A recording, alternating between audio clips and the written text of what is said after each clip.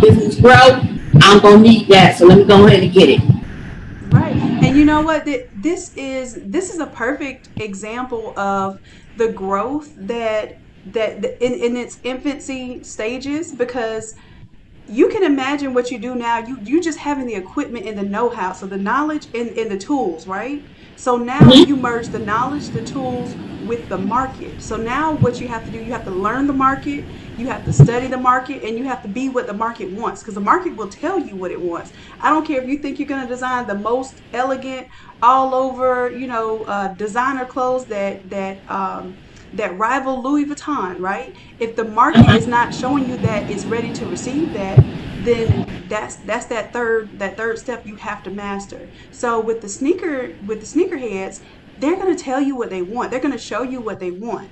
And in this particular scenario, I'm you're you're gonna love the reaction you get from this design and this shirt. I promise you that. Now, what you do is you show them that, hey, I can take this same shirt, and it's called mass customization. So you take the same shirt, the same design, and then you show it with three different shoe colors, right? Then they get the idea, wait a minute, I could get this for my super rare, ones, or I can get this for the new shoes that are coming out. And every time a new shoe comes out, I can basically customize my design. You change out the characters in them, and it no longer is a fresh, Prince design. Now it's a what's going on in the world right now that's popular.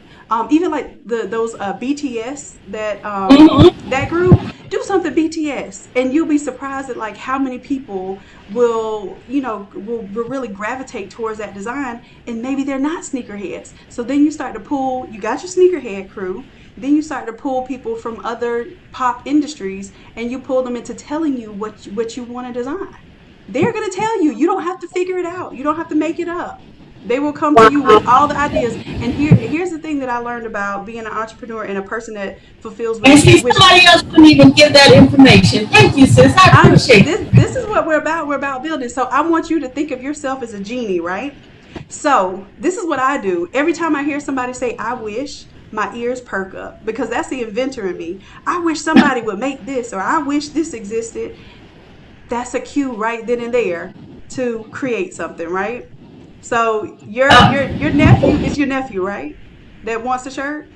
My son-in-law. Your son-in-law. Okay, so he's already told. He wishes, your ears are perking up. He wishes there was a shirt to match those shoes coming out, and you're gonna fulfill that wish. And I tell you, you're gonna be like a genie in a bottle, and people are gonna be throwing their ideas at you. And as long as you show genuine want to help other people and to be there for whatever their cause is or whatever their interest is, they're gonna come back to you because they feel comfortable telling you their ideas. Right? Y'all do it to me all the time. Oh, Shannon, we need something with Meg the Stallion. All right, here you go. I make it one time, then I'm gonna sell it over and over again. I don't mind doing that because y'all are giving me good information. That's it. Make it one time and sell it over and over and over again. Amen. Amen. All right, so that template is almost done downloading. Do you have your photo and your shoes ready? Yep. Let me see if I can. I was fearing doing anything else for fear that it would slow this down. You absolutely right on that too, especially with Photoshop. So the tennis shoes I emailed to myself, and I'm gonna go ahead and pull them into this folder. I wonder if I could download them directly. Well, I don't want to download them directly to the show. It gives me that option to download it. Then it's like, do you want to always download to this folder? And I'm like, well, no, just the I one. think you can tell it to choose every time. That's how I do it. I don't like for something to go like to a downloads folder every time. It kind of irks me that it automatically goes somewhere. I like to direct Yeah. my files.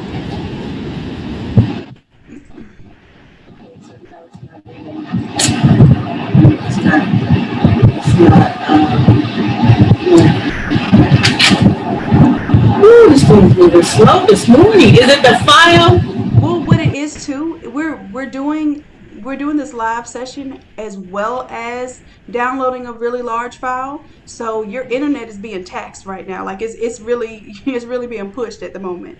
Now once you get your file downloaded, is it trying to load it right now onto your Photoshop? How do I tell that? Because this is my Photoshop. Well, this is my Photoshop. Okay, it's still, yeah, it said reading Photoshop format, so it's about to pull up it a little bit. And I would just suggest that you know your folder of where your template saved, just in case. I didn't get to save it into a folder. Remember, It it automatically uploaded to this Photoshop. Okay, so let's do this. It's about to open right now. We're gonna do file save as soon as it fully opens, and we're gonna save it in that innate folder on your desktop. Yeah, this is the one right here. Okay, so yeah, go ahead and do file save as before we get all into it.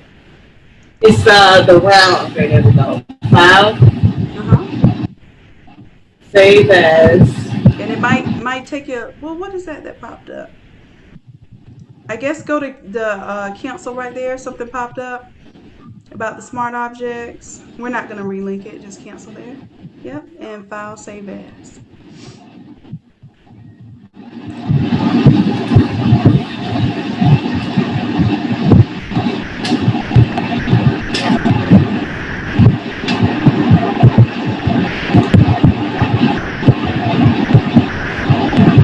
And you know, I got the trial version just so I could take a few Photoshop classes. So I guess I'm going to upgrade soon to the real version. I don't know where it saved it to. Oh, Hey patient. Dominic. Hold on a sec. I'm just gonna type it to her.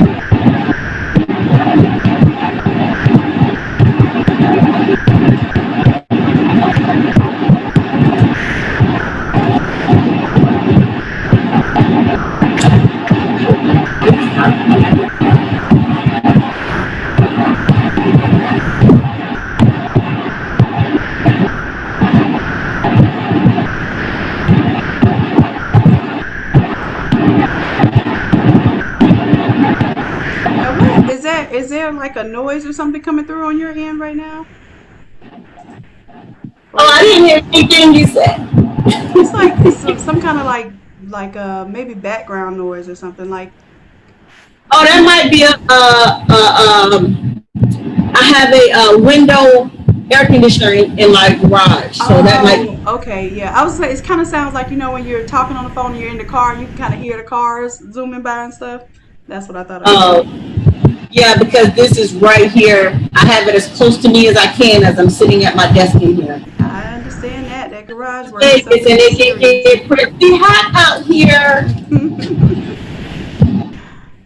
Okay, so I saved that, and I want to quickly run over to my email and get those sneakers and save them in that folder too, so I can get the color of them.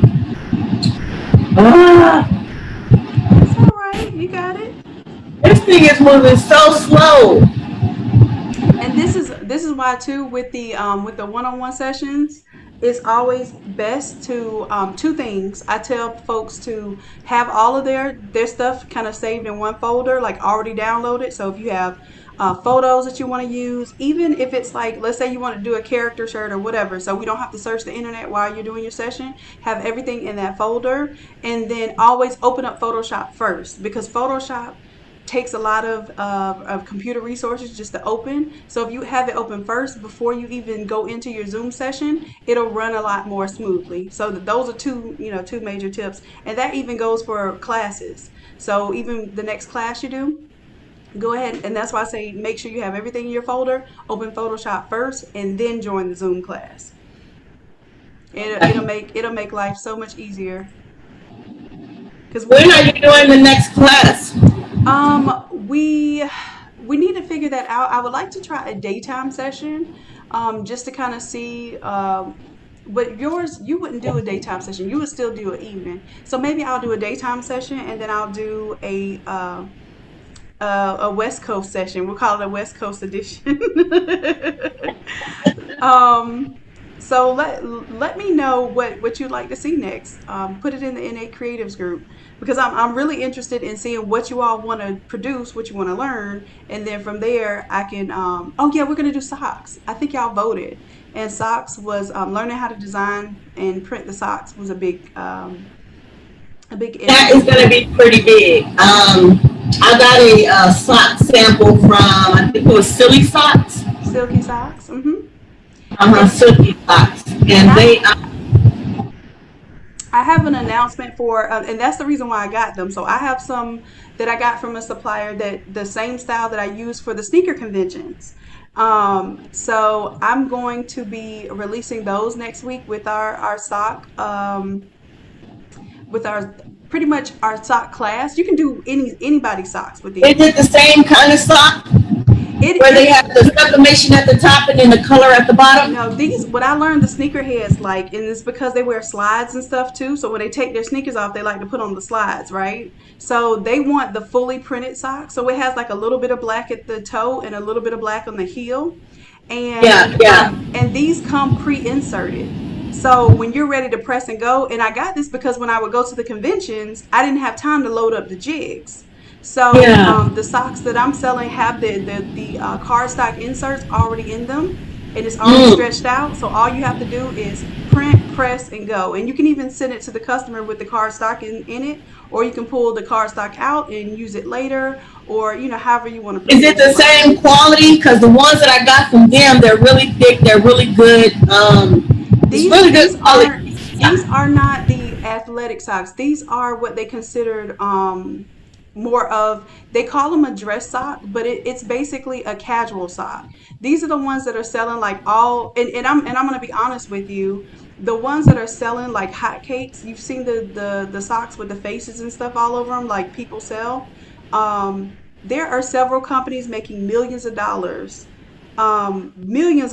just off of doing these face socks, and What a that's face that's all sock. they do for Christmas. They sell millions of dollar product just for the holidays, and then they don't even really work throughout the rest of the year. That's the type of What's a sock that face this sock? is. I don't, okay. That's the exact type of sock this is.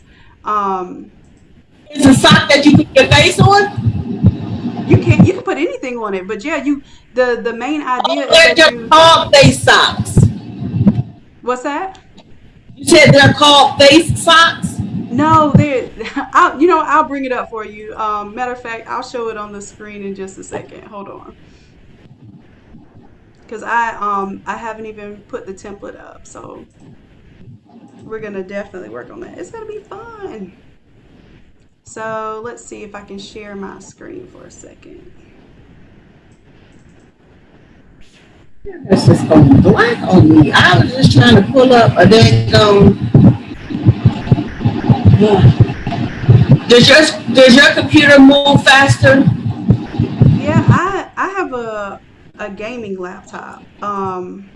And the reason why I have this one is because it had a lot of RAM and a lot of graphics power, like a high graphics processor.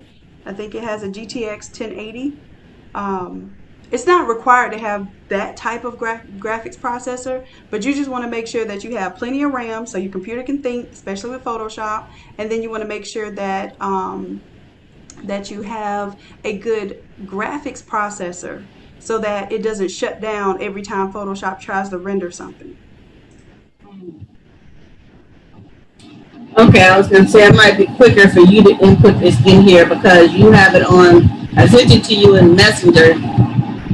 I don't know if you can pull it up. Well, the thing is, if you are doing the editing, when you edit on my computer, which is possible, it has this lag and you can't really control it in exactly real time. When you control it on your computer, you can do it in real time. Now, I do that, like, let's say somebody, has a Photoshop that's not cooperating. They basically may have to even upgrade their computer. Instead of not doing the session, I'll say, okay, well, I'll let you drive my computer. And it's a little bit different, but at least it's still doable. Now, if yours is it not pulling up Photoshop at all right now? It's No, up. It's I pulling can it up. pull up Photoshop. I was trying to pull up a picture of the shoe. I thought I had downloaded it to myself, but I did not. I emailed it to myself, but you know what? It might be quicker for me to just go get it from the internet. So I'm gonna go ahead and start in Photoshop and get in the shirt, and I'll come back to the shoe. And if you sent it to yourself, can you just download it from your messenger or wherever you sent it from? I sent it from my phone because I was having a back and forth conversation with my son-in-law on my telephone, and we were sending pictures back and forth. And so I pulled up all the pictures on my phone. Okay, so you But I did not you email emailed it them. from your text message. You emailed it to yourself. I emailed the picture from my phone to my email, Okay. and it's on my email. I went to the email to pull it up, and I'm getting this box right here. So let me see if I can just X off of here. That's taken an extremely long time.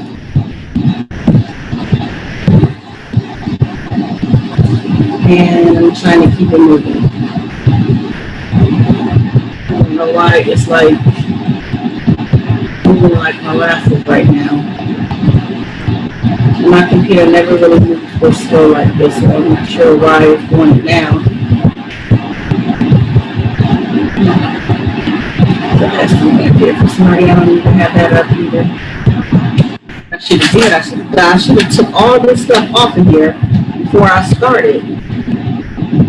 It might be slowing me down too. My computer got all this stuff on here. And I believe I'm just trying to keep this. I need that. I need that. I need this. And all of this.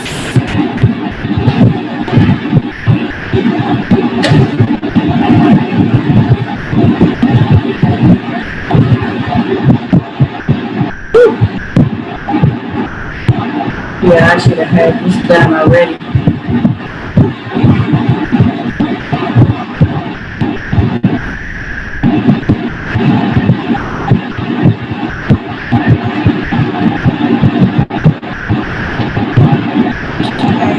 Artsy by Sharon, I'm going ahead, I'm responding to you right now. I'm issuing a full refund to you, and you should be seeing that in just a moment.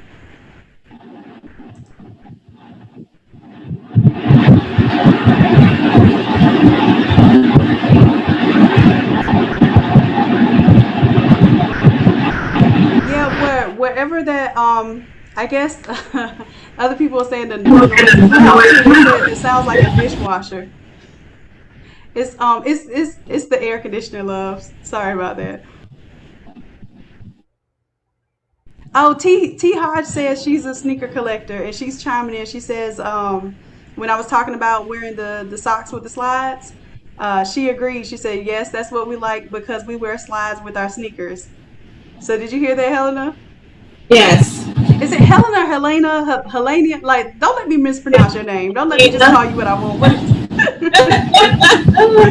Who's Helena?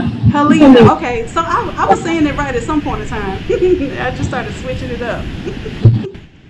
All right, so Helena, yes. So this is why I like to do lives too, because they're chiming in on the chat. They're listening to us and watching us and stuff. So definitely, we're getting a little feedback on the sneaker collector stuff. I'm telling you, that's gonna be big. So let me. Oh my goodness, my screen is just black right now. I'm trying to just pull up the Photoshop.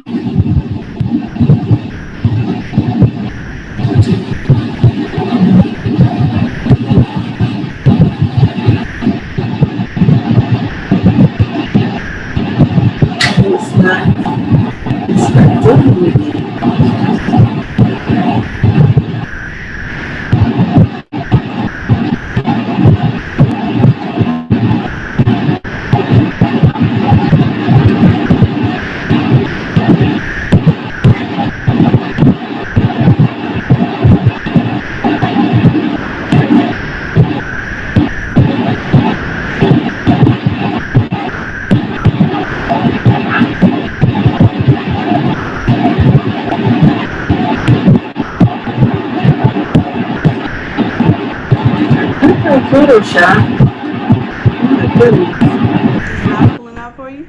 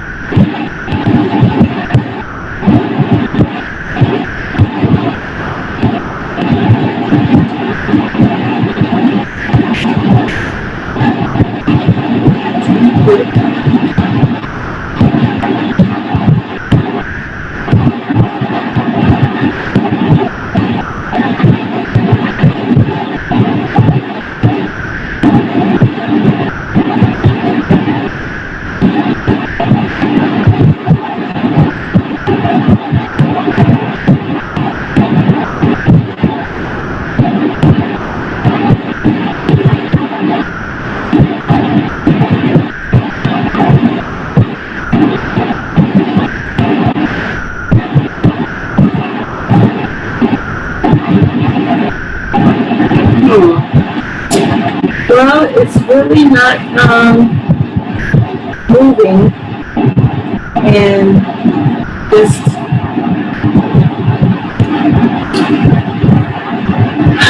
goodness. Now, what we can do is if you need to close out of Zoom in order to make things function properly for you and then come back, we can do that too.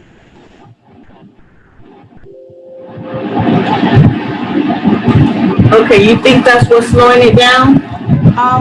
I'm not sure why you aren't able to just download a copy of the sneakers though. Matter of fact, are they sneakers that it's not like you? I Yeah, sent them let's to you just in go to the. Messenger. I'm sorry.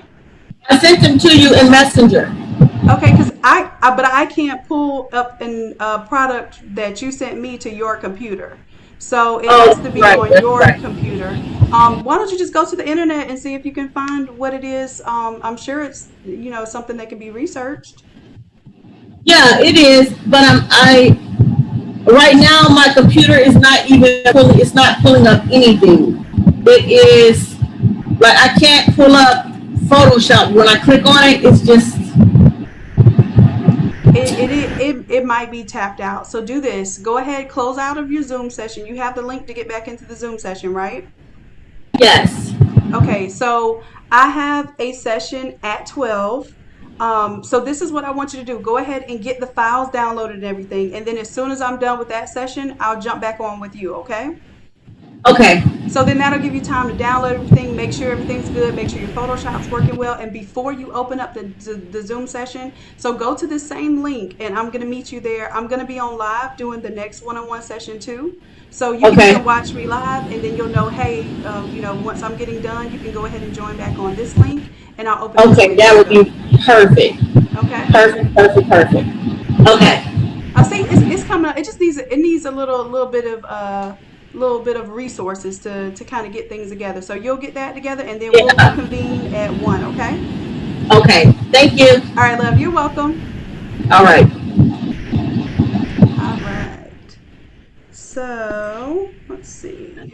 I'm off of here. Yeah, I'm still learning this Zoom platform myself.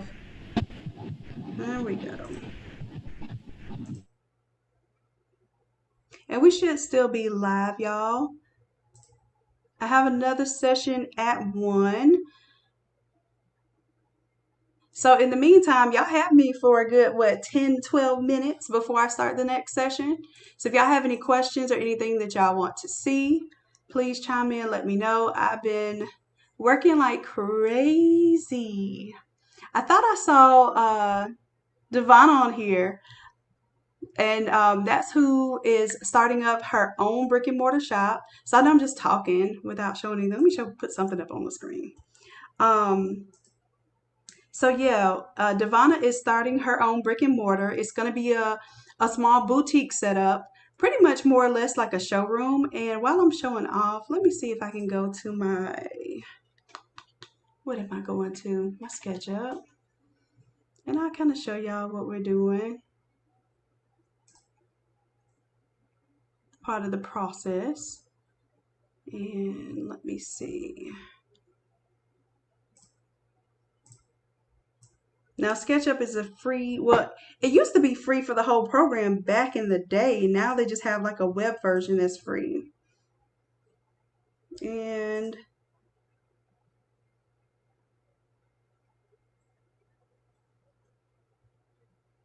let's pull it up and see. So we're working on this little space. It is such a cute little space, y'all. I don't want y'all to think that when you do brick and mortar, it has to be super big and super expensive. Um, Let me zoom out to the full extent. So this is literally a little SketchUp model. Y'all excuse the little Karen right there. And Diamond will be on in about 10 minutes, so I have another session with her. So this is an office space, okay? It's an office space that does have a little bit of a retail feel to it already. It's not like a super big window that you see from the road, but it's cute, it's quaint. It is big enough to fill out with your sublimation samples. And then that way, what you have is more essentially a showroom than a retail kind of, I have all these things on the racks and pull from the racks. That's not what we do as custom designers anyhow. So the way this works is it's mostly a very small design space, and we're working on that now. So if I look at it from the top view, it's basically a big desk here that will either have the heat press here or in this corner. We're trying to figure that out now. And we want to make sure we have a good workflow because most of the work you all do is going to be done in private when you might even be still working from home. You bring these products to the shop and then you can do on-demand products while you're in the shop. And that's going to be the beauty of this type of business model is because you could set this up in a very small space, still do on-demand products. You could even set this up like it's a kiosk in the mall or something like that. Kiosks in the mall are extremely expensive, but this unit right here is about $400 a month. Okay, so I want y'all to be thinking of that about things like that. I'm going to start doing a series where we look at converting to a brick and mortar store and what you need to have and what should be your mindset. I'm going to be giving y'all homework on that and that sort of thing for those of you interested in that. But just thinking about it, we're going to have some little storage area here where we can put vinyl that she wants to sell, some sublimation blanks. So I am going to be featuring some of the sublimation blanks in there. But everything that she does is going to be her her work, even if she's working off of my templates. And I'm encouraging that. See, so she's been doing some really cool stuff with the templates lately. Y'all need to check her out. Designs by D. Y'all see that logo right there.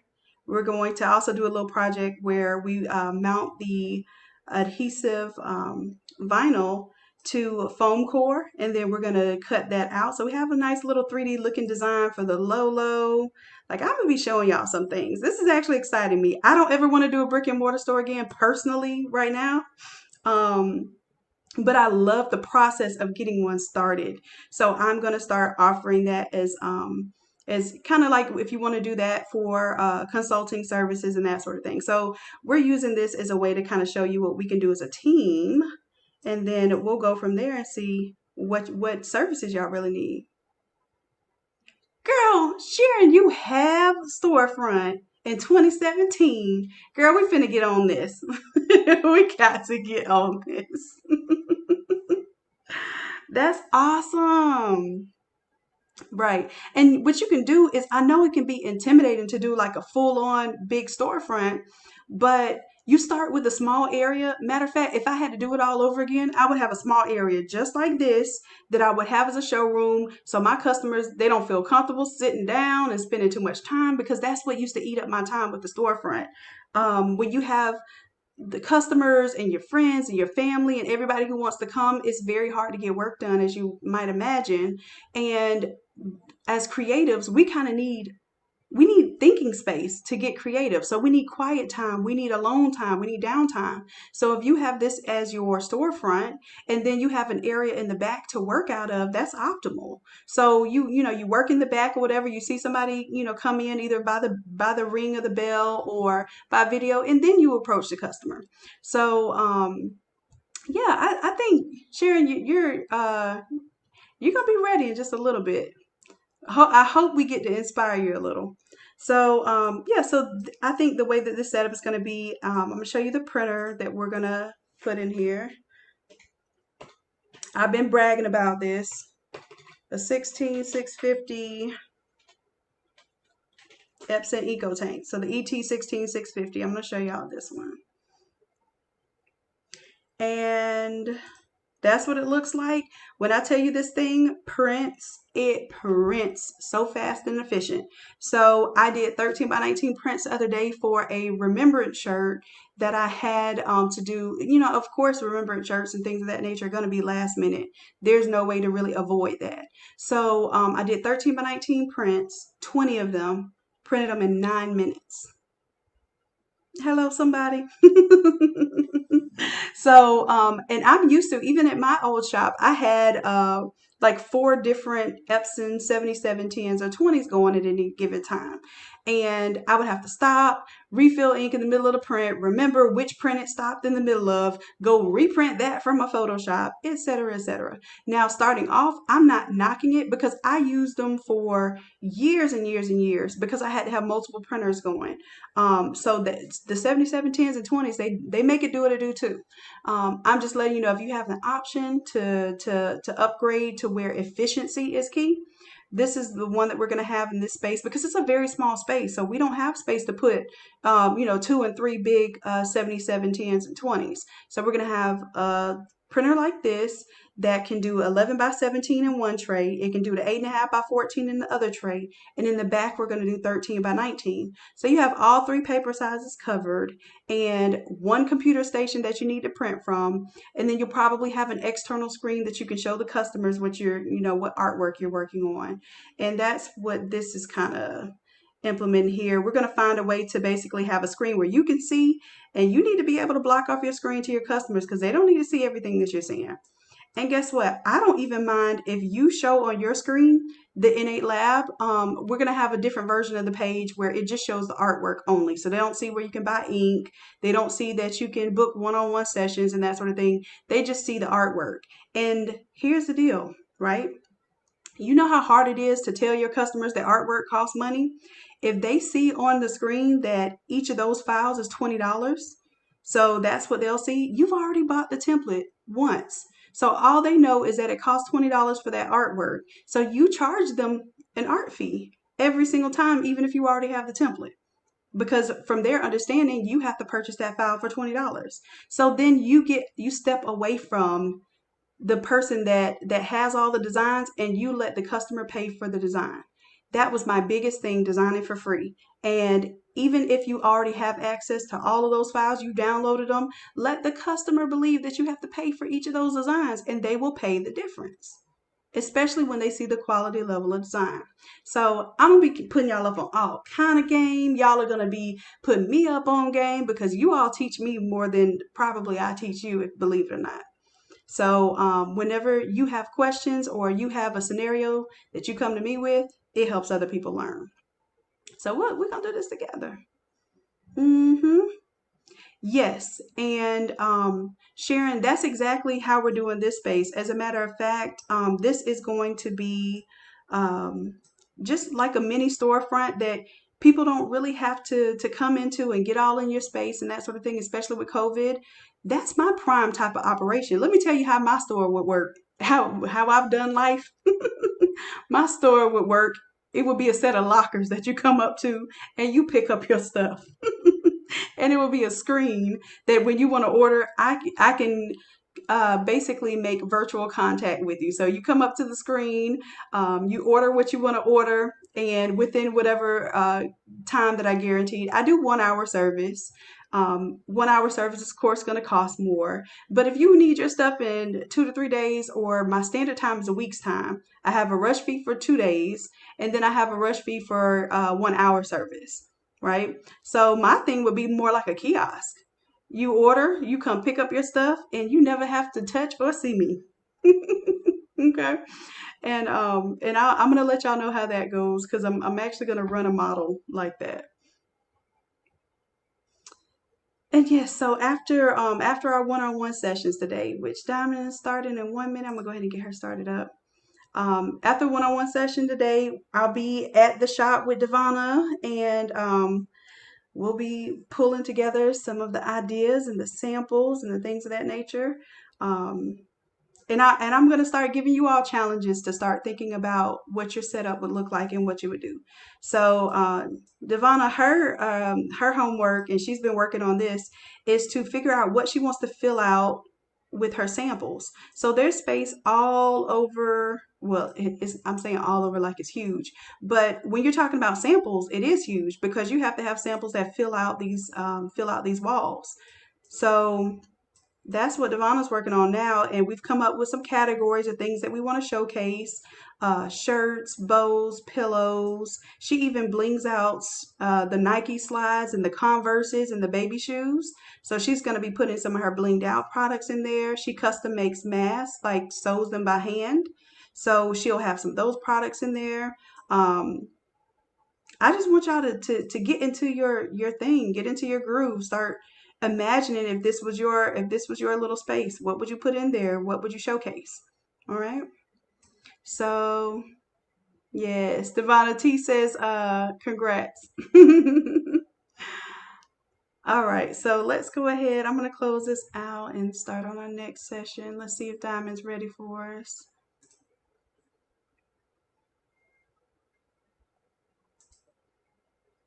Oh, Diamond is ready. She's waiting.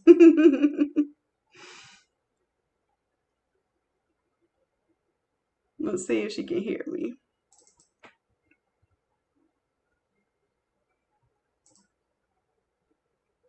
Hey, Diamond, let me know if you can hear me. And you are on live, just to give you a heads up.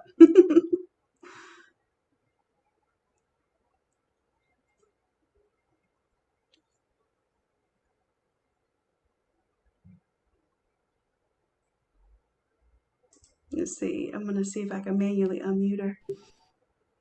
Okay, can you hear me now? Yes, I can. How you doing this morning? Oh, good afternoon.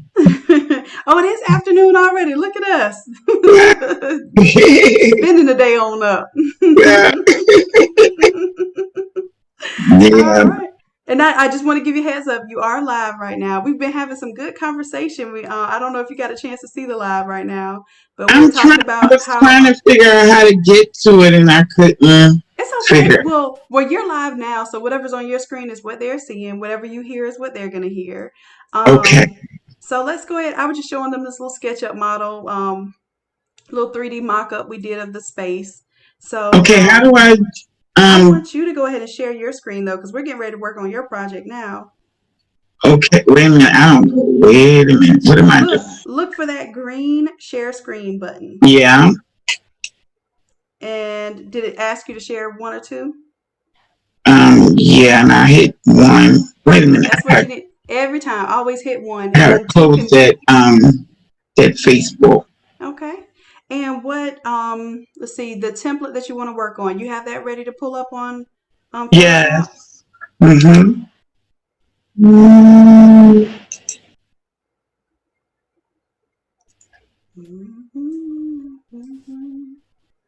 All right. So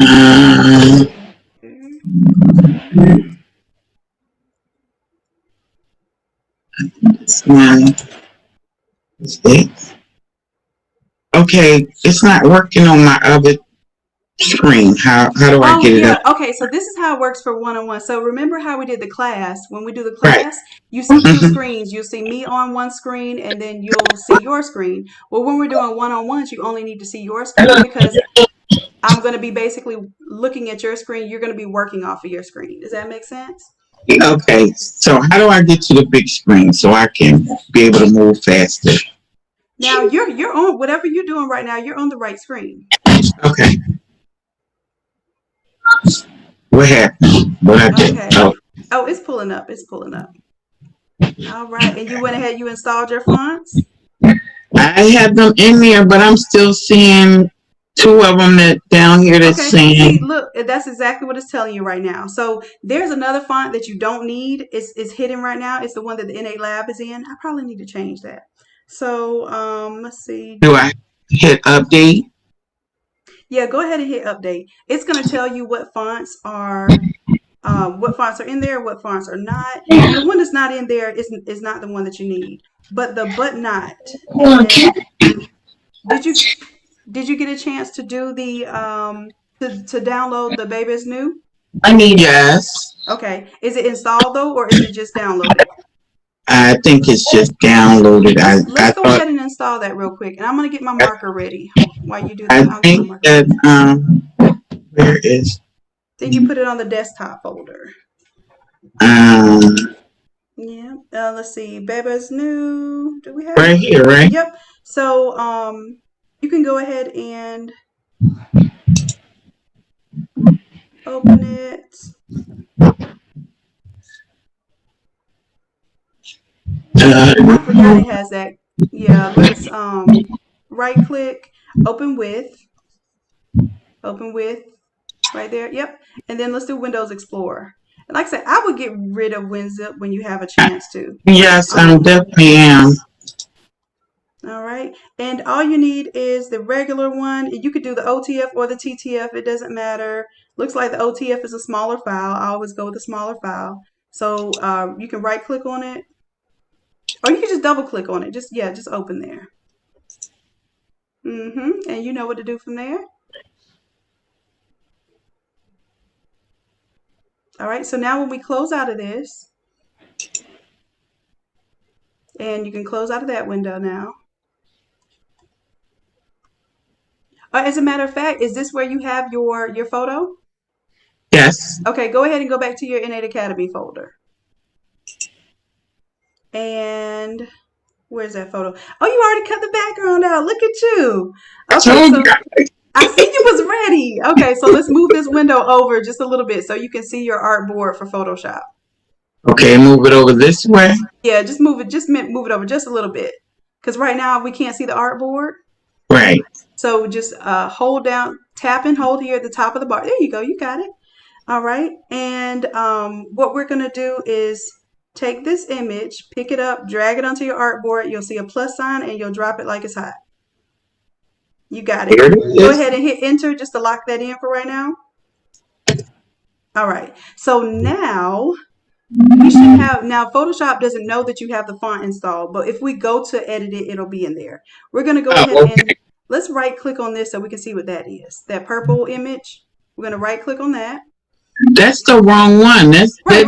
It's just an example image. So go ahead and right click on it. We're gonna turn it off. I just want to show you how to find it. So right click on, oh, you know what? We have to be on the move tool right up here at the top. And so right click on the purple, and this is the one. So select that line in Love and Memory. Yep. And let's go ahead and turn that eyeball off. There we go. There. All right, so already this is looking gorgeous. Look at your hubby.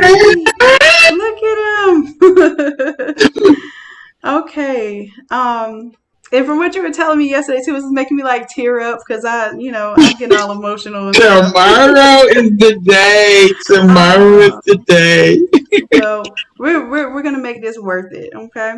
Yes. Definitely. So I know that we need to scale the image, right? Because we need to go ahead and make it a little bit smaller. So what I want you to do is let's right click on his image, and then that way we can see where this is. All right. So let's see. I'm guessing it is because we did. What did you name it? Do you know what you named the photo? I just think it's probably this one with remove BG. Go ahead. I'm guessing that's one. But go ahead and click on that. And it'll tell you. So it highlighted it down here. Perfect. Now we're going to drag that down to our photo layer. So I want you to pick it up and drag it down until you see the other photo, and you're going to drag it right on top of the existing photo for the template. Right there. And no, keep going. Those are the extra photos. This there's going to be a main photo right there. You see that photo 4?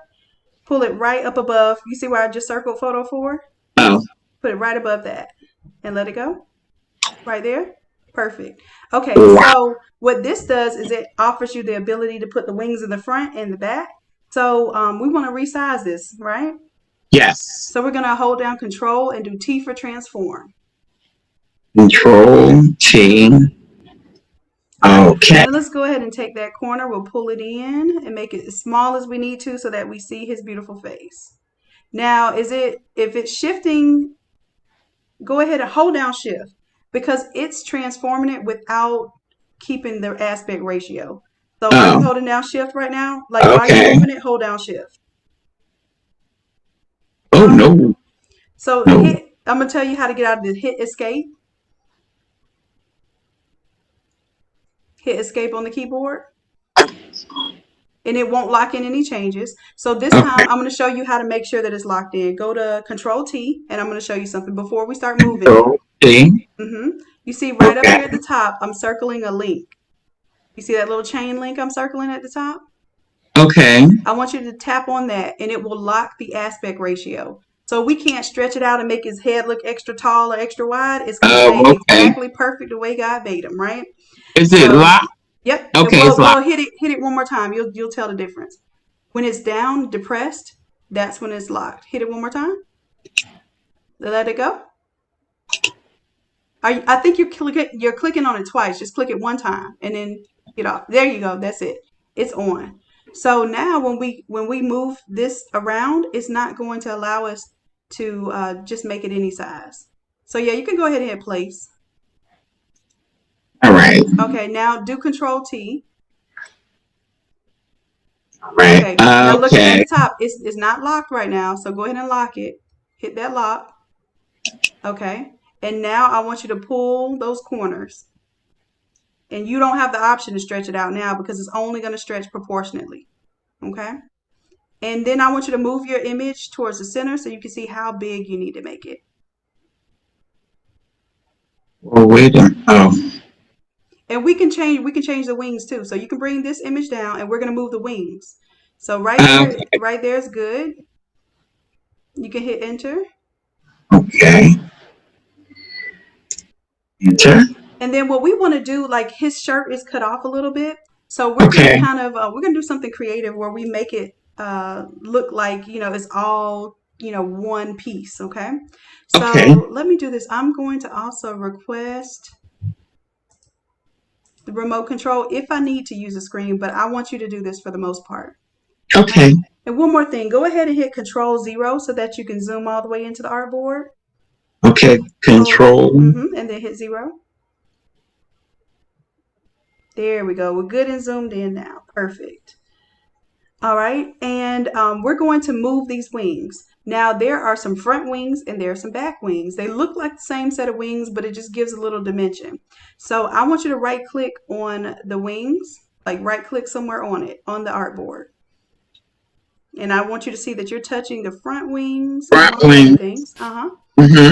And the front wings are linked. If you see that little link, that means it's linked with something. It's linked with the back wings. Do you see that link coming on the back wing? So if you move one, you're going to automatically move the other. All right. Okay. So now we're going to move the front wings physically on the artboard. We're just going to move this down. Not from the layers. There you go. There you go. Okay. Now I would move it up a little bit up. I'll tell you when to stop. Go up a little bit more. Right about there. And we can stop there. And then we need to turn off the photo for the original. So with the one that says photo 4, we're going to turn off the visibility there. Okay. So now we get to see, yes, coming through. So now on this photo, like I said, we're missing like a little bit of the shirt. We don't need to make a shirt. All we're going to do is use a little bit of a painting brush technique just to kind of fill that area in so you don't see the back of the wings, okay? Okay. So let's go ahead and select our image. And you can right click on it or you can see where I circled it there. And we're just going to regular click on it. Just regular, not right click. There you go. We're going to create a new layer on top of that. So the way you do that is you come down here to the bottom. You see that? Wait a minute. Did I click on it? I clicked on it. You did it. You did it. So that's fine. Now come on down to the bottom. And I circled the new, yep, you're going to hit that new layer. And it's a good old blank layer, right? So we're not going to paint on top of our photo. We're always going to paint on something else so we don't destroy our original photo. Okay. So now I want you to grab your paintbrush. Over here on the left-hand side, I circled it. All right, and we're going to make sure that we have a good size soft brush here. So let's click on where it says 13 up here at the top. That's the size of your brush. Click on that. And we're going to increase that size. Just go ahead and put in 200.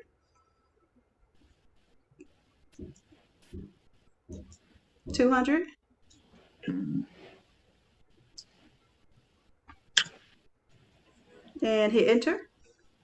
All right. Now, if you come over here to your artboard, you'll start to see what size that is. I think we need it a little bit bigger. So let's go back up there, and I want you to put in 800. And now hover over your artboard and see how big yeah, that's more like it. Yeah. Because we're just going to build some color up real quick, okay? Okay. And how we're going to do this is we don't want to just paint regular white. We want to paint the white that's actually on this t-shirt, right? Right. So let's zoom in real quick. Do Control plus a couple times. Control plus is going to zoom in.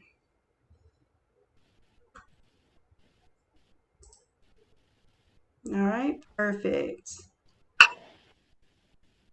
And then we're going to select color. Now, while you're in the paintbrush mode, if you hold down Alt, what happens? Hold down the Alt key on your keyboard. See, it jumps into a color picker. The eyedropper. Right, and what are you going to pick? The color on his shirt. You got it. Go ahead. Okay, so see how it's not quite white? It's like a grayish color. Now, right. What we're going to do is we're going to go, I don't even care if you paint on top of the picture a little bit. We'll clean it up later. But I want you to kind of paint over this area, like right about there. And you're going to become an airbrush artist today because that's basically what you do. Airbrush. Go ahead and color that in.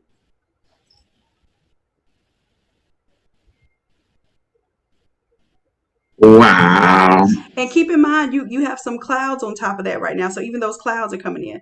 All right, so that's the gray color. And then we're going to go in and we're going to clean that up. Where his existing shirt is, we're going to come back and we're going to create a layer mask and clean that up so his real shirt shows through, okay? You ready? Okay. Okay, so I'm going to clear off my drawing. Now I want you to change your brush size to about 300.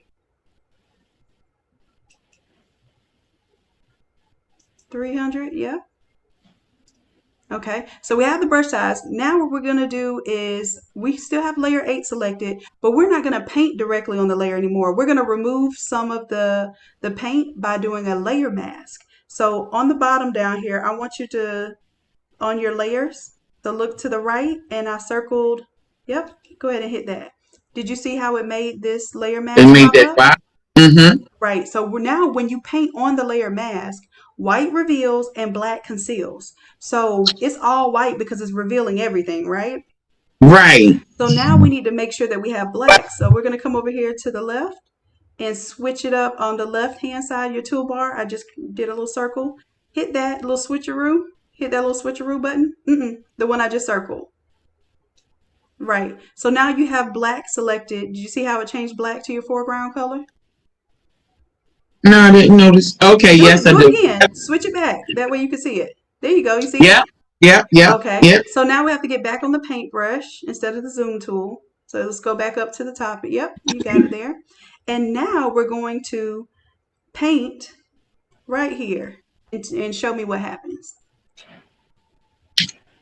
Oh, it clears it up.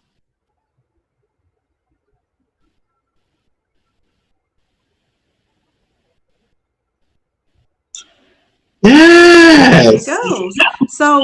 So what we're doing here, we're kind of giving the idea that the shirt goes on, but it really doesn't.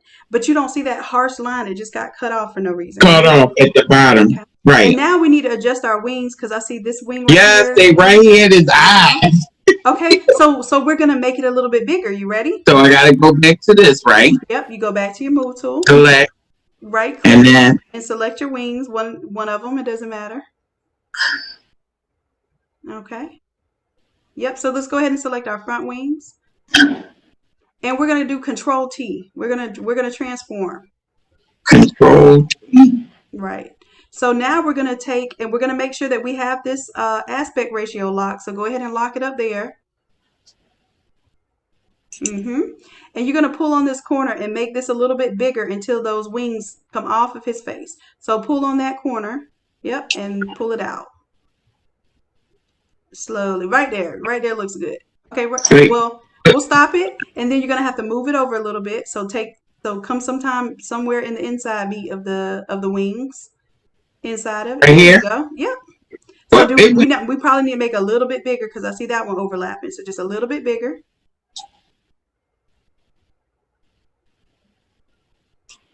There you go. And then you can move it. You can keep shifting it and moving it. This is your show. wait a minute. I don't know what my mouse is doing. It might be a little laggy too, because like I said, these are some big files. These are all over shirt files, so they're huge files. Oh, come on. You had it perfect too. I was gonna say, oh, that's Right. perfect. Right. Okay, so now we don't want to say it's perfect till we zoom out. So Control minus to zoom out. Control minus a couple of times. Okay, and I think the wings can go up a little bit higher. Yes. Go ahead and pull them up and see how you like that. Oh. And even if you need to make them bigger, that's fine too. However we need to do it. But that looks good right there. And are you going to do this as an all over design or a 13 by 19 design? Both. I'm gonna do some of them all over, and then some of them just 19. Okay, perfect. 13. So what we need to do is basically go ahead and lay this out as an all over design, and then at the end of the session, I'll show you how to break it down to 13 by 19. Okay. Okay. All right. So far you're doing excellent. But what do we need to do when we get excited about something? What do we need to do? Save. Yes, let's save. Save. And if you want to do save as, you can. So then that way it's not affecting your original file. And yeah, go ahead and apply the transformation. Because remember, anytime we do Control T or transform, we have to hit enter to lock in the transformation. Mm-hmm.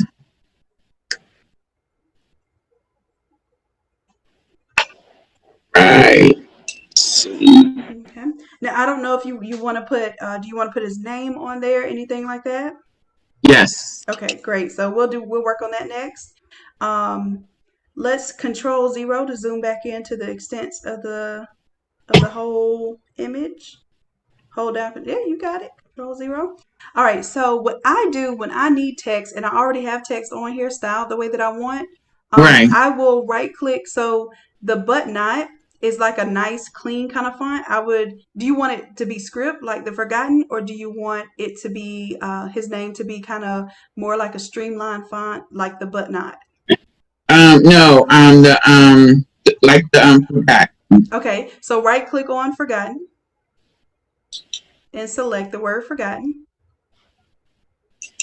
Now we're gonna create a copy of this by holding down Alt, and we're gonna click and drag down here. Okay. Wait a minute. Holding down Alt. And you're gonna click on the word Forgotten. See how it turned into double arrows? It means it's gonna copy whatever you touch. Got you. Okay. And now how do we edit the word Forgotten? I have to go over to the word Forgotten. That's the copy. And then I gotta click in here. Right. And now I can edit. Yep, you can go ahead and start typing.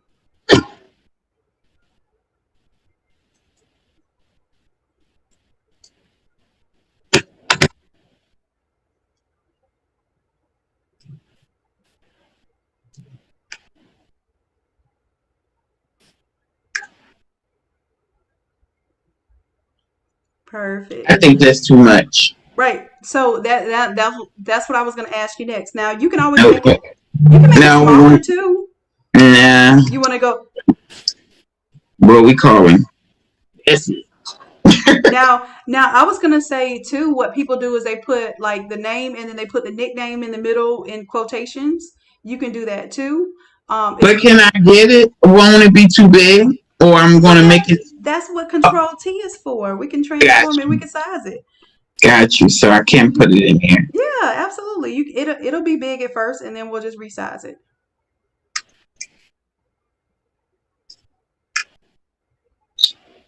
And then you said quotation. No, put Bobby in the middle. So it's going to read Robert Bobby Collins. So put Bobby Got in the you. middle, and then we'll put quotations around Bobby.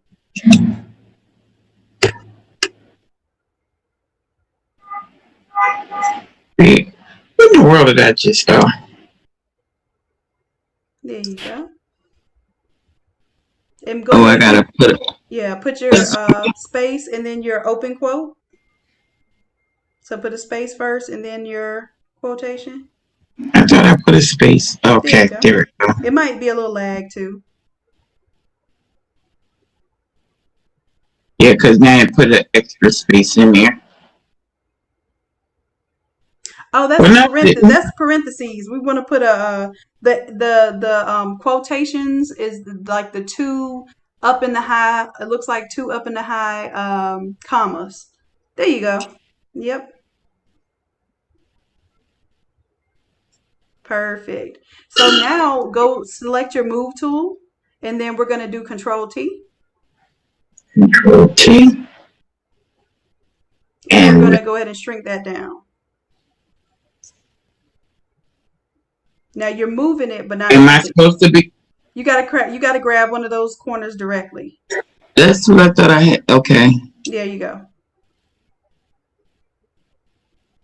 Now, when you do the names and stuff, you can squish it a little bit if you need to, because this is a long name. Yeah. Now you want to be able to, kind of squish it a little bit.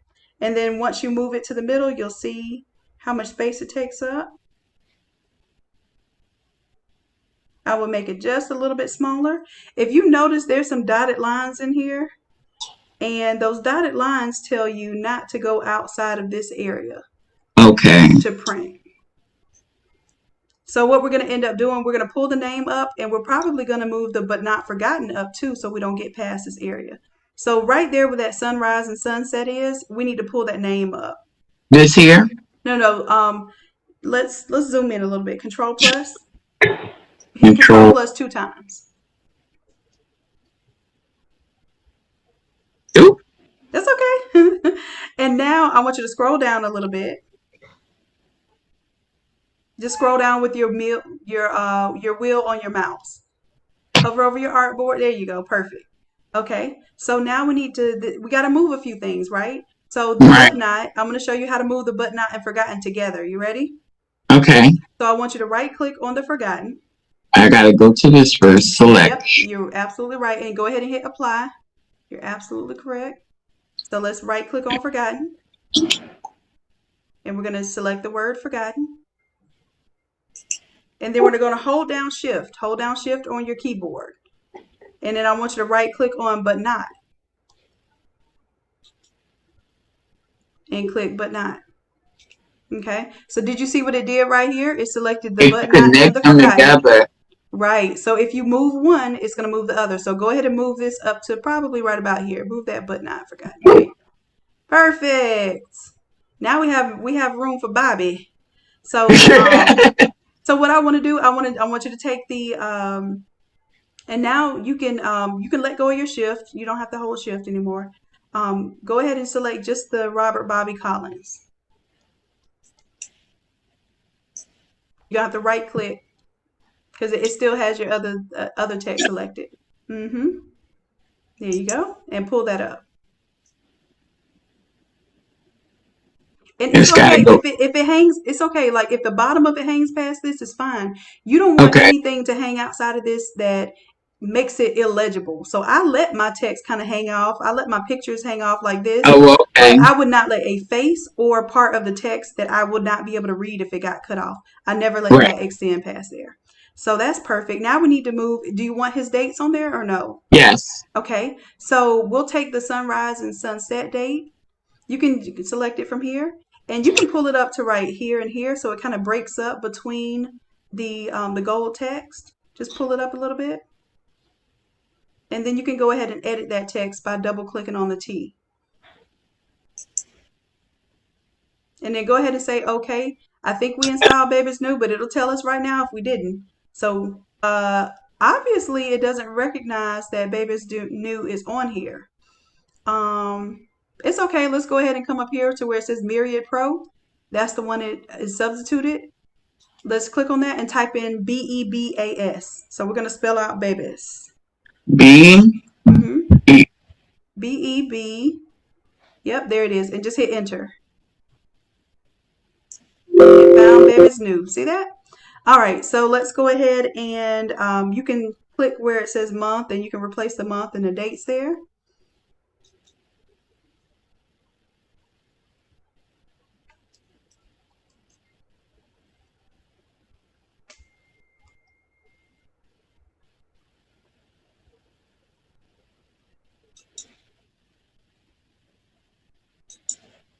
Where did it come on now? You got it.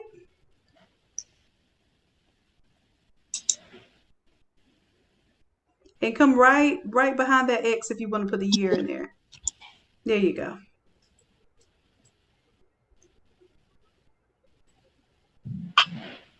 And then same thing for the sunset date.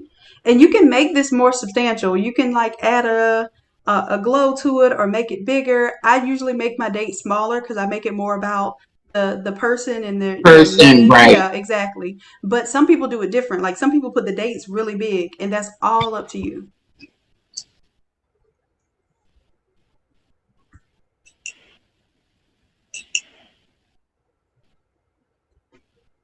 Y'all got me started for the day. I'm excited. I'm tired and excited at the same time. Okay. 2014. Beautiful, beautiful. Already beautiful. Okay, now you can hit your move tool to make sure that we're out of the text editing mode. And then I want you to move it to where it locks it towards the center, because anytime we edit that text, it's not necessarily going to be centered anymore. So just pick it up and start moving it left to right. And remember, I told you that pink line is going to pop up? Yep. Right there, you're good. Right there. Yeah. Perfect.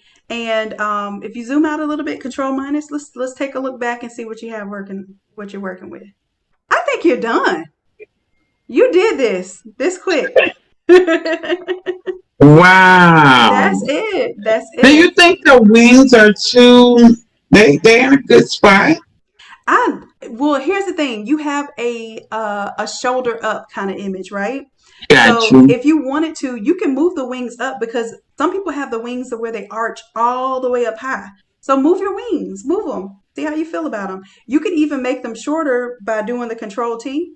And then you can make them truncated. So you can make them look stubbier if you want to. They don't have to look so long. No, I like them long. Okay, me too. Me too. They Like look like them they're long. just Yeah, I overarching like the the stubby. shoulders. Like they can just wrap you around in them. That's how I like the wings. Yes. Um, Yes. So go ahead. If you want to make it look like it sticks up more, you can push it up. You can push the wings up and see how you like that. I don't want them up higher. Okay, well, I think it looks great. Just Yeah, like I think that. it looks good. And Yeah. so the other thing is that takes a little time is to break this down to 13 by 19 design. Are you ready? Yes. Okay. So are you happy with Now the wait a minute, size wait a of minute. this? I'm Are gonna we do, Mhm. but I'm gonna do some the full shirt. Okay. So but as far as the full design shirt, is this how you want it to look? Are you satisfied with this design? So we can save Yes. it? Okay, Yes. so go ahead and hit Hit save. my save. Yes, Control S, or you can file save. You got it. Oh, I gotta wait a minute. I gotta get out of doing that. Control S. Yep. So Control S is just one of those, you want it to roll off your tongue like talking. Yeah. You want it to roll off Control your S. fingertips on the keyboard. Control S. All right. So now we're going to do a save as. And we're going to save this as a version and we're going to turn it into 13 by 19. Now you only So want to do this when you're completely done with your all over shirt design. Okay. okay, So let's go so to File, Save As. okay, so that way I can't do the shortcut. Right. So it actually is Shift Control S, but I don't want to teach you too many shortcuts. Now this Okay. one, after Bobby put a space and put 13x19, that's gonna let you know that that's your 13 by 19 version. Okay. 13. X19. Yeah. Perfect. And go ahead and hit save. All right, now and you can hit don't show again before you hit OK on this one. That thing is annoying. Okay. Yes, it is. All right, so now what we're going to do is most of my all over templates, I already have a 13 by 19 frame built in there. You ready? Yes. Okay, so let's scroll down here. And what we want to see is where our background is. All Right here. here. So that's the official back, but it has it's a lot to this. This one right here. You see that? Got you. Now, do you see where I have this mask and it's X'd out right now? Right. I want you to right click on that mask and enable the layer mask. Bam. It's a 13 by 19 pretty much already, right? Is that it that's in it? Oh, I see. So we're going to crop it down now because we don't need all that stuff on the excess outside, right? Right. Okay, so then this is what we're going to do too. Now the wings are a little too long because they're going to clip into the area we're going to cut off. So what we're going to do for this one, we're going to take those front wings. Go ahead and select the front wings.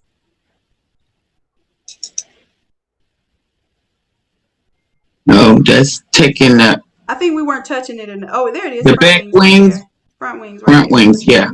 Now Control T. Now for the 13 by 19 design, we're going to have to kind of push this up a little bit. Control T to transform it. Okay, I did Control T. So let's scroll down a little bit if you can.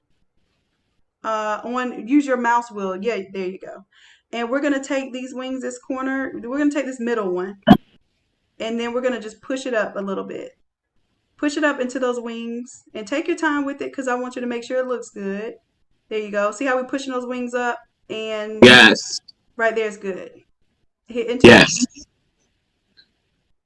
Okay. That way it's going to fit in our 13 by 19. We won't have any problems. Okay. Right. So that looks good. So now it's time to crop. You ready to crop? Yes. All right. So the crop tool is over here to the left. You see what I just circled over there? Yeah. Perfect. Now, before we crop anything, we're going to put in the dimensions 13 and 19. So put that 13 in there. And what you're doing, you're not telling it's going to be a 13 by 19 image. You're telling it the ratio is 13 by 19. Okay. And look at that. As a matter of fact, let's go ahead. Now when we take this and we resize this, we're going to bring this in. We do want a little bit of space. A little bit of space. I'm going to actually show you. We want to keep, I'm drawing on the screen and the thing is moving. Go ahead, finish pulling it in. You want a little bit of space. You never want to get right up on it because when we have things that fade off, you need that fade off space, right? Okay, so right about there? Yeah, that's perfect. Now on this side, you can bring that one in a little bit. And it'll resize the whole thing. It might even move it around. You just have to be aware. Yeah, go ahead and pull it in some more. Okay, and now you that's good. And now you have the extra meat at the top.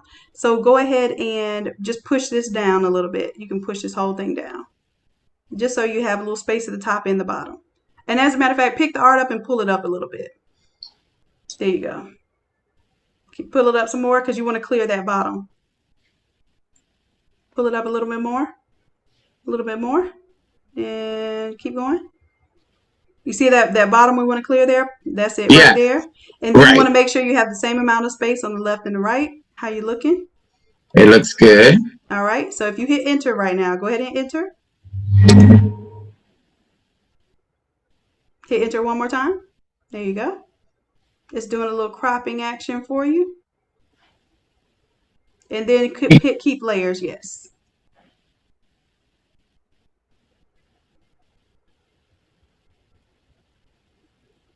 Keep layers again.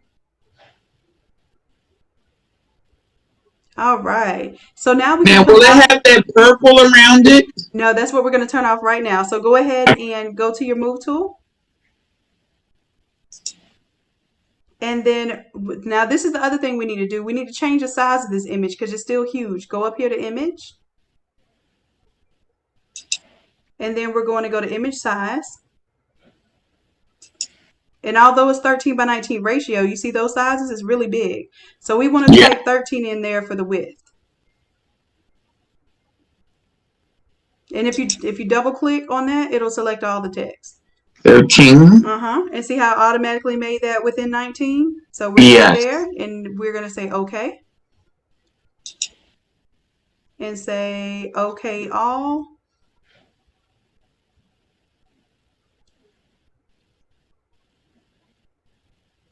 All right, so now let's do Control 0. It'll zoom it in. Control. Perfect. And we're going to scroll all the way down to the bottom of our layers over here.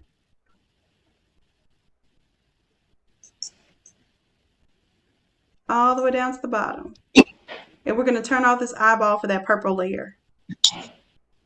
All right. And then we're going to scroll all the way up to the top. And we're going to turn off our t-shirt template. So we can turn that off. Oh, it is perfect. What is those lines? What's that? What are those lines? It looks like, let's see, it might be a mask or something going on right here. It shouldn't be showing that. So let's, if we don't know what something is, the suspect, we're going to right click on it and see if we can find it. So zoom in, Control plus quite a few times. Oh, okay. Wait a minute. Yeah, control plus until we can zoom in there and see if that's a real line or if that's just like a path or something. So let's, and it looks like what it is, it's a path for the mask. So let's see. It shouldn't even be showing. It's a path. Oh, you know what? You have a path selected. Just deselect it. Just select somewhere outside of it. Here, out here? Right here. You see where I put that X? Just select right. Okay, so now you deselected that path. It was just showing you that you had a path available and that somewhere along the lines, I guess we touched on it. All right, so that's it. Zoom out. Let's see how your 13 by 19 looks. Yeah. That looks awesome. Now, if you want to include more background in 13 by 19, you have more space. Let me show you how you would do that. Let's scroll down just a little bit here. And we're looking for that background folder that has the layer mask on it. You see that? We're going to click on the layer mask. And right now, you have everything in place that you want. I want you to, you see this, there's a chain link right in between that. I want you to unlink it. And when we unlink it, that means we can change our mask outside of trying to change what's in the group. So click on just the mask, and I want you to click on just the mask. Okay. And I want you to hit Control T. Okay. Let's see. Let's see if it's going to allow us. I need to move this out of the way for the folks. Hold on. Move that out your way. I want you to take this and move it up. You see how it's giving me more of my background? Yes. Okay. So you can do that if you want to. Let's say on the 13 by 19s, you want to take up more space, as much space as possible. Now you can pull that mask out to where you're basically getting closer to the edges, taking up more of your paper, and don't get that close. So you still want a bleed area, because what'll happen is if you turn that purple layer back on, which we're going to do at the end, it'll let you know like if you pushed it a little too far. Okay. Right there. Right there. That's good. And then the bottom one. You can even do the bottom a little bit. Just grab that one right there. And that bottom, it has a lot of fade off, so push that bottom back up. That bottom is a little smoky. It's tricky. Hit enter.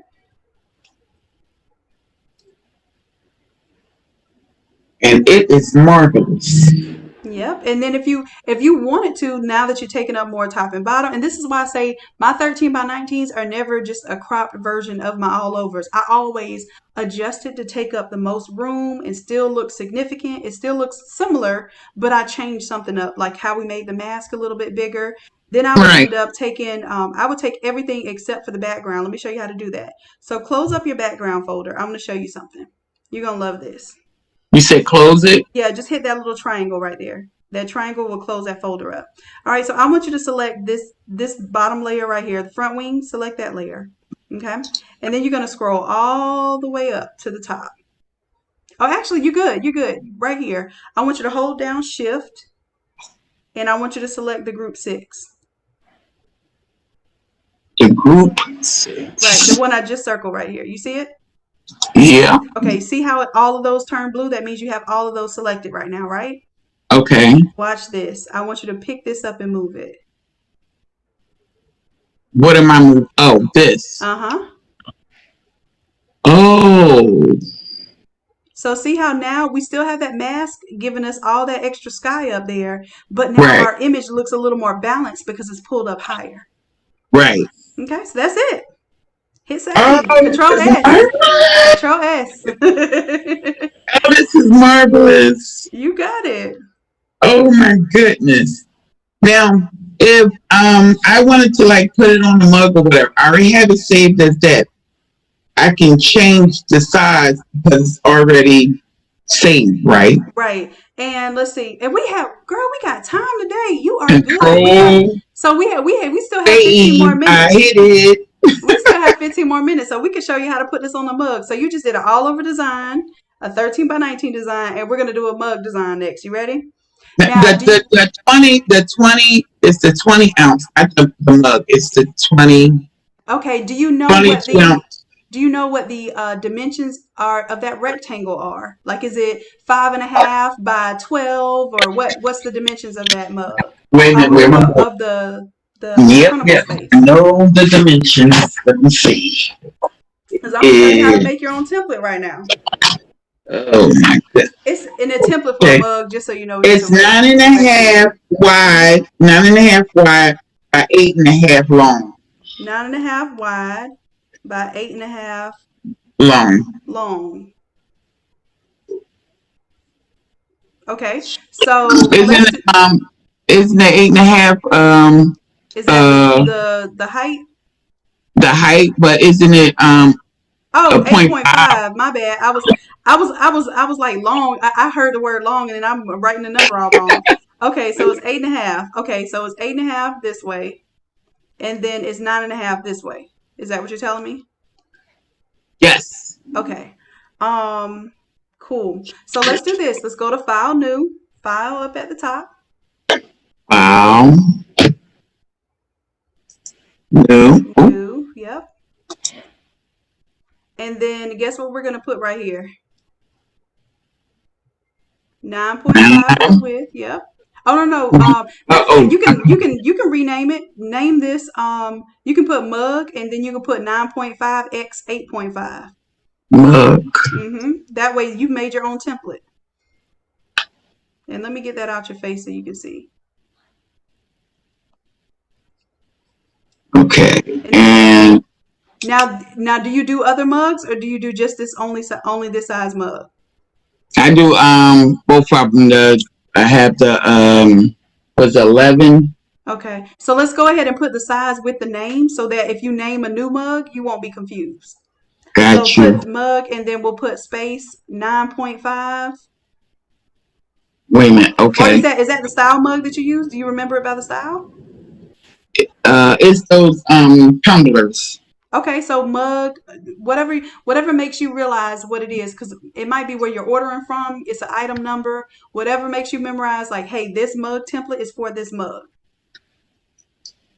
Okay, so you can put tumbler. Perfect. All right, so for the width, we're gonna put 9.5. 9.5. And then for the height, we're going to put 8.5.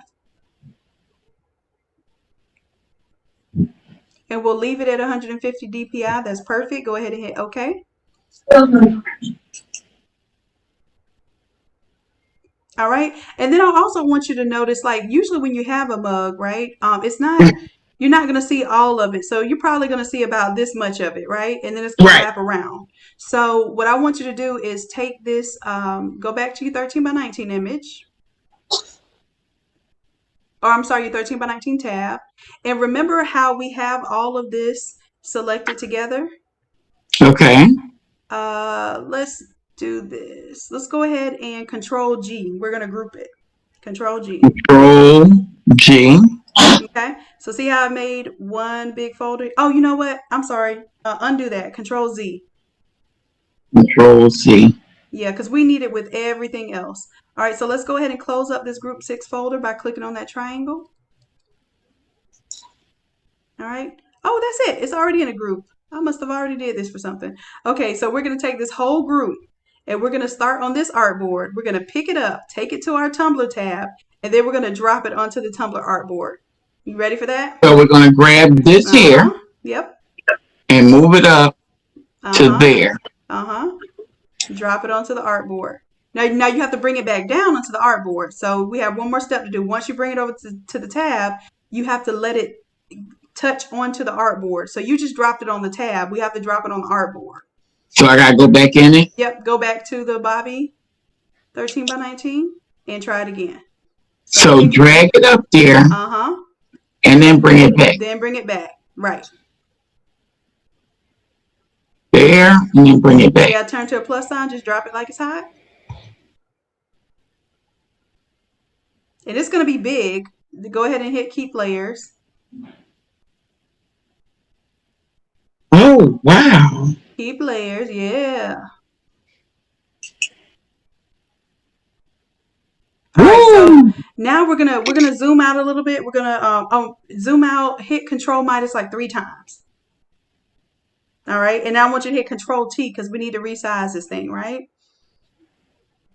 And just say okay. All right, and let's go ahead and pull that in.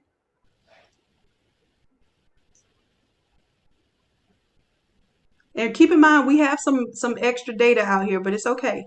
So keep pulling it in, and then I need you to move the image. Now, I think we didn't have our aspect ratio locked, so just be aware that you might be resizing it. Go ahead and pull some more. And you can pull from different corners. You don't always have to pull from the same corner. When you're making it smaller. So make it small enough to fit on this. That's the objective right now. I think you're just moving it instead of resizing it. There you go. And pull that corner in.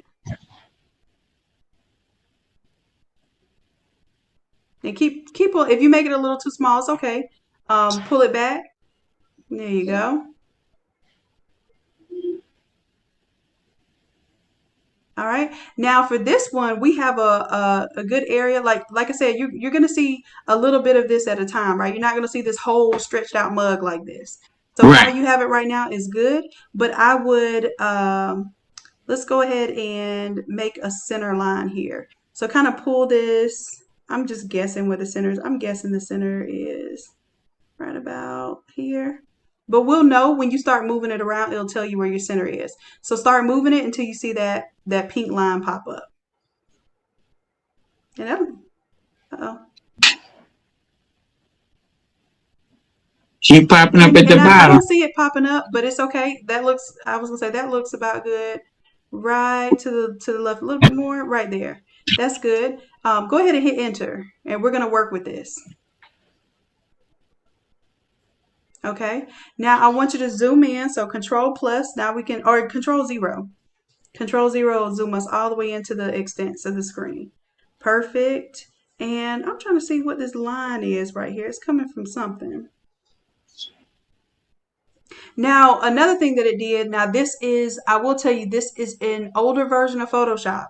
So it didn't scale the graphics, the effects the same way. So you see how that outline is a little thicker than it was before? We can change that. But on the new Photoshop, it pretty much changes it automatically. It scales it all together just like it scales the image automatically. So I need to get the newer Photoshop. You don't need to now. Don't let me tell you need to.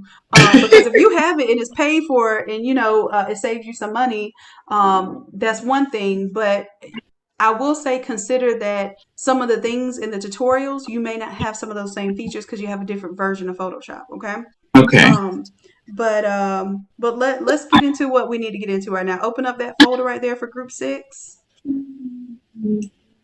And we're going to go to this background here. Remember how we took the layer mask and we unlinked it. So go to just that layer mask, Control T. And now you're probably going to have to back up a little bit. You do Control minus a few times. And we're going to change this layer mask. Do it again. Yep, keep going until you see the extent of that. Oh, okay. See how big it is? So we're Right. and now this one, we don't care if it does it proportionately. We want to push that one up. We want to push this one here. That one up. So basically the same thing you did on the t-shirt. And we have a wider space now. So yeah, we're going to leave that one out to the side. Then that way when you do your mug wrap, you have you don't have a hard line that you have to match up. It has a nice little fade off. Okay, same thing with the top up there. Now you may have to zoom out a little bit more or scroll up. I don't know. Control minus. Yeah, and see how far that thing went up. You can just go. Yes.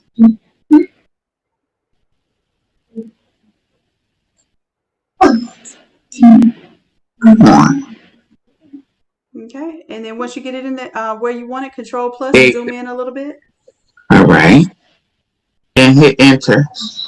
Well, hit Control plus so you can see what you're doing before you hit enter. Okay, Control plus.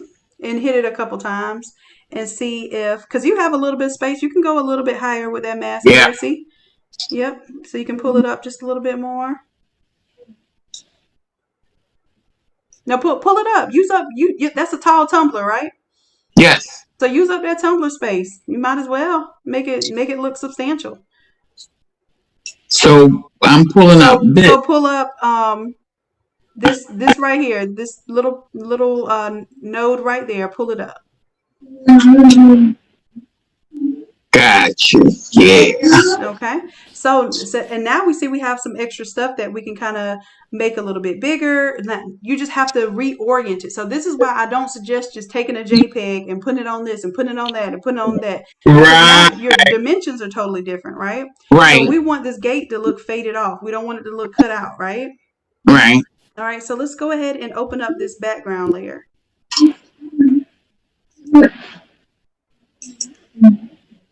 What in the world? Oh, hit enter. We got to lock in this transform. Oh. Yep. Now it'll let you know. It won't let you do nothing else till you lock it in. All right. So let's see. We want to go to, let's see, what is this right here? Blocking. Click right here on the artboard and right click right here. Let's see what we're touching. This is the gate option. So go to the gate. And I want you to scroll down here. And just so you know, if you ever did this in the future, you have a gate 1 and you have a gate 2. So turn off gate 2 and turn on gate 1 just so you can see the difference. Gate 1. Oh, and that's turn on that one. So you have a couple of different gates there. And then this one's like colored purple, but you can color whatever you want. So let's say if you wanted more like a more like elegant and dainty gate, you have that one too, just to let you know. So we'll turn back on the other one because that's what the other design matches. So we'll turn that on and turn the gate 1 off. Okay. And for gate 2, let's go ahead and open that up.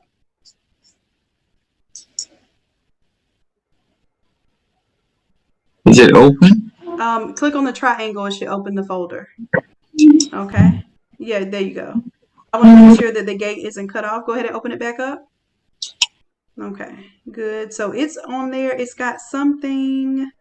Isn't it locked with something? Or no? Oh, no, that's good. It's locked with the layer mask. I'm trying to figure out what is blocking. I think what it is our foreground here. Because remember, we did a t-shirt before. So all of this, we didn't care whether it got blocked off. So now I am caring and I want to do something about it. So let's go here to our foreground. These are our foreground clouds. Hit Control T. Hit Control who? Control T to transform. Okay. And we're going to take this out and drag it out to the end. Not pick it up. We're going to actually drag the size. I'm sorry. Control Z to undo that. And go ahead and pick up that particular, what I'm circling right now, the node. Pick that node up and stretch it out. Okay. all the way to the end of the paper. There you go. And do the same thing for that other node over here. Right now, we're actually redoing our design to fit this orientation. So go ahead and hit enter now. We're going to lock that in. All right, we're going to do the same thing to this foreground. Control T. And this one. Okay, so this one's locked in, but the layer mask is not locked in. So we're going to select just the layer mask. Go ahead and hit enter because we did Control T. Anytime you hit Control T, you have to hit. Okay. And now select it. Right. And then we unlink it. We need to unlink it because we want to stretch it out regardless of that. All right. So now let's, on our layer, let's do Control T. Our layer mask. Control T for transform. All right. And see how it's limiting. So we want to drag that out. Drag it all the way out. There you go. That's good. And drag that one out too. And see how now it's starting to make our design look like it needs to be that long. Keep it going because you're going to stop short if you don't bring it all the way out. There you go. And hit enter when you get it out there. Okay. So that looks good. Now it looks like we have a mask right here. The layer mask for the gate too. Click on that one. Okay. And are we unlocking it? The gate itself. Let's go to the gate first. Okay. Unlock so this whole gate needs to be stretched out. So do Control T. Control T. And we're going to stretch the whole gate out. So we're going to take this and pull it out. That, as long as, yeah, that's good right there. And then this side, we're going to pull out a little bit too. Until it looks like it's even. Yes. There we go. And then now we can make the gate a little bit taller, right? We can pull it down right here. Yeah. And you want to select the node. Z. You want to select this node and pull that node down. There we go. Perfect. That is amazing. All right, that is amazing. You got it. Go ahead and hit enter so we can lock that in. Okay. So let's see. The other thing is we have a layer mask right here on this gate. So I want you to select that layer mask for gate 2. And we're going to paint on this. We're going to paint away. Well, wait a minute. Let's see. Let's disable the mask. Right click and disable it. Right click on the mask and disable the layer mask. Okay, I'm trying to see, is something else on here that is restricting? It's like whatever's creating this area here. I want to find that and clean it up. Okay, so let's go up here. Oh, here it is. Let's go to the gate options right here. Let's right click on that and disable that layer mask. That's what it is. That's what it was. That's it. Okay, so now I also, you see that this image here, see how it's creating that hard line right there? We're going to fade that off. So we're going to go back to our gate 2. And then we're going to right click on that layer mask and we're going to delete it. We're going to create a new one. Delete it. Now go ahead and hit new layer mask. Right. Yeah, you got it. We're going to grab our paintbrush.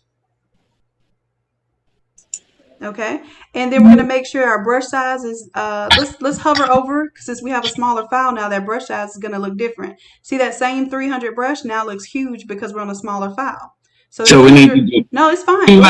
Leave it 300. And then we're going to make sure we have black selected. Do we have black selected over there? Yeah. Yep. You check on that. Okay. You can hit cancel on that. And now that we're on the layer mask, I want you to come way above here and we're going to start sweeping away some of this hard line up here. So go ahead. See how it's fading it off? Yes. Just continuously take it down. You got it. You got it. Yes. Okay. And if you wanted a little bluer here, we can erase some of the darker clouds there, erase some of the darker clouds there, and it'll bring that lighter blue from the background. But you don't want to delete your gate. So No. you got it good right there. Now go ahead and take a little bit off of this left side, and that's it. So make sure you save. And then the last thing I'm going to show you how to do, Control C. save. All right. So the last thing I'm going to show you how to do is how to take down that size of that stroke. Okay. So we're going to zoom in. Let's Control plus a couple times. And I gotta go back to here first, right? Mm-hmm. Here now. You said zoom in. Control plus maybe 2 times. There you go. That's good right there. So and I still see a hard line. Wait a minute. Let's go back to our gate 2 and go back to our paintbrush. See how I see that little faint hard line right there? Right there, right there. Okay, let's go ahead and make sure you select on the layer mask. Okay, and good. Go ahead and get your paintbrush again. And we're gonna paint up here until that hard line disappears. There you go. Go above it. There you go. Perfect. Yep. All right. Okay. All right. So go ahead and hit Enter. Yep. Well, you don't have to hit enter because we didn't transform on that one. But go ahead and get your move tool. Okay. Okay. Now let's right click on Gone. Go to the word Gone. And we're gonna double click on the effects here.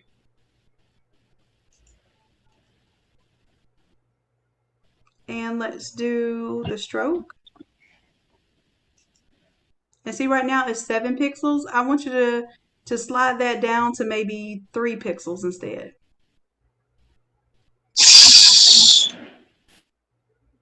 And that looks good there, the 5. But I just want you to do whatever looks good. So you can slide it until you see it a little bit. So like I said, 3 pixels is probably going to be about what you want. Maybe 5, because 5 actually look pretty good when you have 5.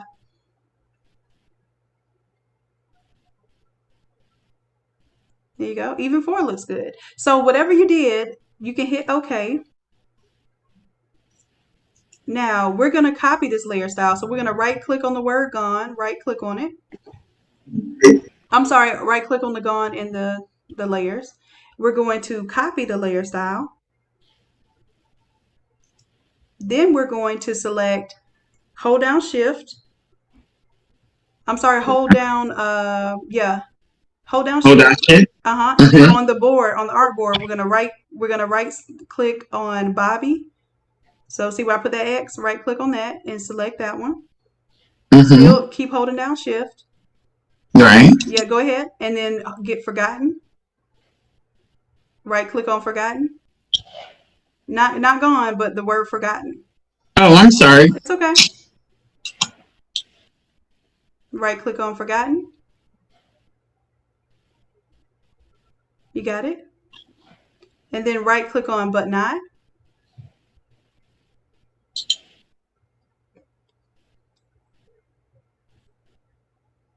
Click on the word But Not right here. Okay. Now that's connecting all that together, right? Right. And so we're going to right click over here on the layers panel now. Right click on one of them. Right click. Uh-oh. I think you might have didn't right click right away? I just selected it. It's okay. It's okay. We can do the same thing. So come out of this. Go ahead and select one of them right now. And we're going to do the same thing. Shift again, right? And just select them. I'm sorry. I didn't tell you to let go of Shift. That's what it was. So right click. Now you can right click on them. But I got Gone in there. Am I supposed to take that off now? No, it's fine. It's going to do the same thing. So right click. And then we're going to paste the layer style. Okay. Oh, so it changed it all to fitting the Gone. Right, exactly. That's why it didn't matter if we had the Gone selected. Now I'm trying to figure out, is this on my screen or your screen? I see this line going across here. Was that in the original image? Yes. Okay, so we need to that's coming from somewhere. We need to find out where that is and clean that up. There's a line somewhere. Do we click on the line or no? So let's see. Let's take let's zoom in and then we'll click on that line and see what it's touching. So zoom in. Anytime something looks crazy, And Mm-hmm. that's when I like to use my right click to figure out why it looks crazy. So right click right there on that line. And let's see. Let's go to the gate options. And then I want you to turn the eyeball off and turn it back on. And the gates. Right there. Okay, turn it back on. So it's not on the gate layer. Let's scroll down. Keep scrolling. As a matter of fact, we can go ahead and close down our gate options. Let's shut that folder down. Here we go. And let's see. It's on top of the image. So it has to be wherever the photo is. It has to be on top of the photo. So let's try the background. Let's turn off the entire background and turn it back on. So where I'm circling right now, off, on. And then the line go off. Okay, so turn it back on. I'm thinking it has something to do with one of our layers here. So let's turn off and on this one. There we go. That's the culprit. Click it back on. All right, so what we need to do is go to this layer mask. The layer mask I just selected. Or okay. Okay, and we're gonna get our paintbrush. Over here. The paintbrush right there. Good job. And now we're gonna turn the pixels down to maybe like 150. So you can push it down or you can type in 150. So right click on it again, and where you saw the 300, type 150.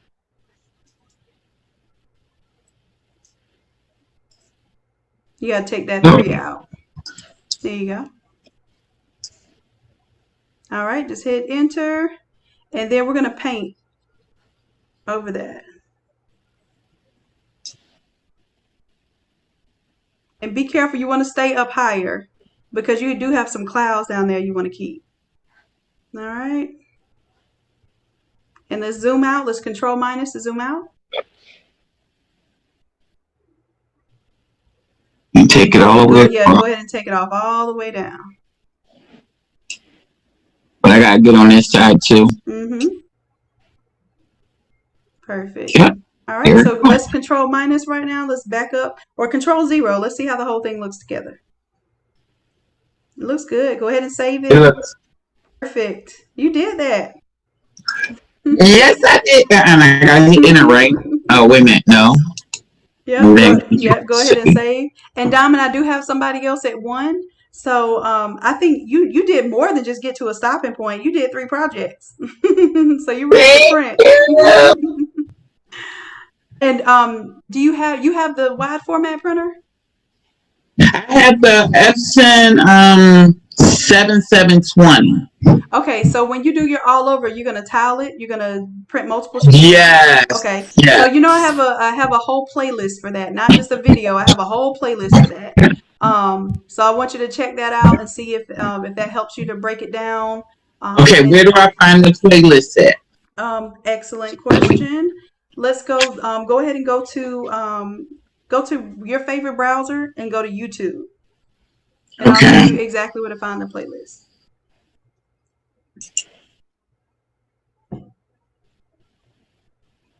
And just go to youtube.com.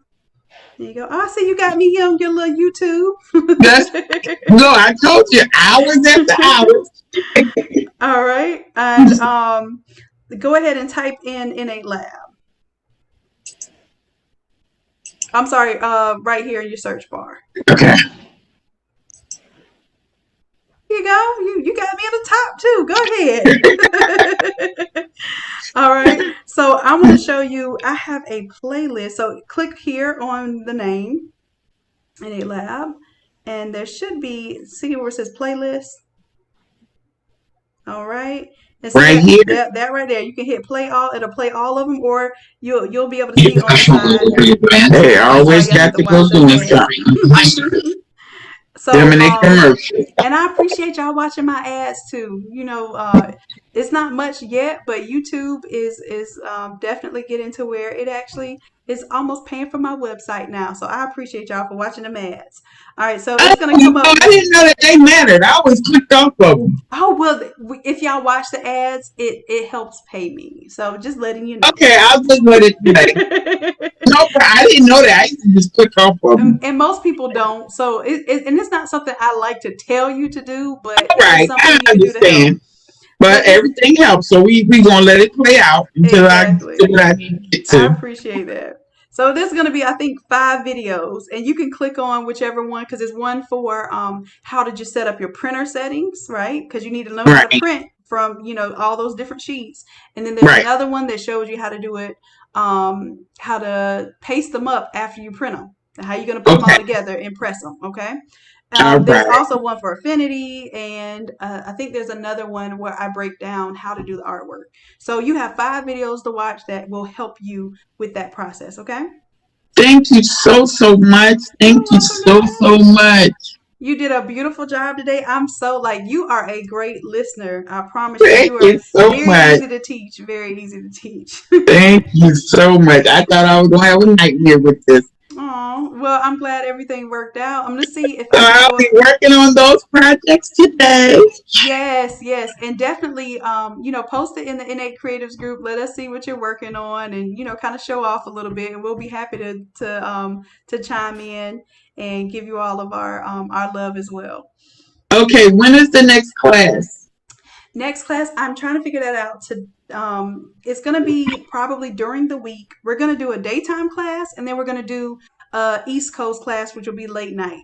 So if you go onto the Innate Creatives group, we're going to announce when the next class will be, and I'm still Okay, trying to fill that out to see what's a good day and time for everybody.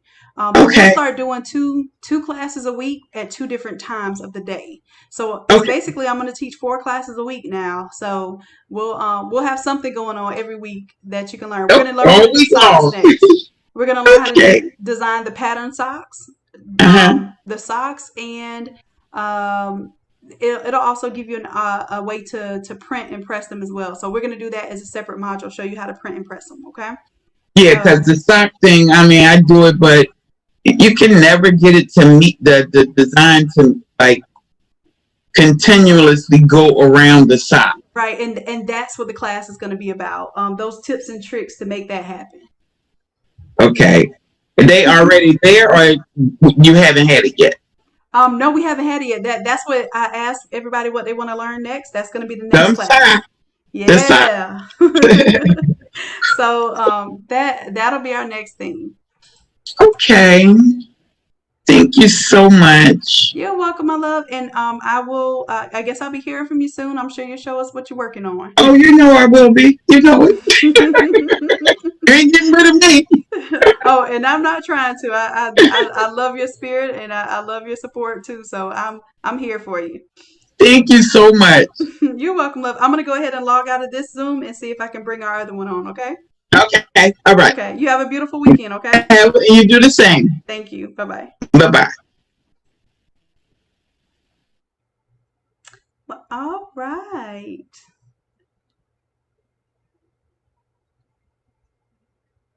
All right. So for those of you who aren't aware, there is a sale today. If y'all are on this live, make sure that you take advantage if you can today. All of the templates are marked from $20 to $9.99. So I usually do a flash sale once a month. This is my second time doing it this month because I really wanted to make sure that I'm helping to support y'all. I know what's going on right now. I know we're all tight with money, but I also know now is the prime time.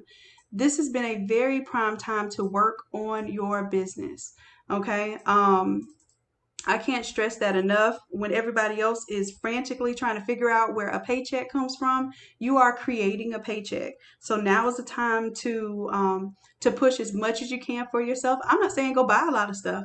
I have so many videos that teach you how to do stuff for free. I'm saying use this time to invest in yourself. And if you have a couple dollars to invest in some templates, that will definitely help you start pushing that product out.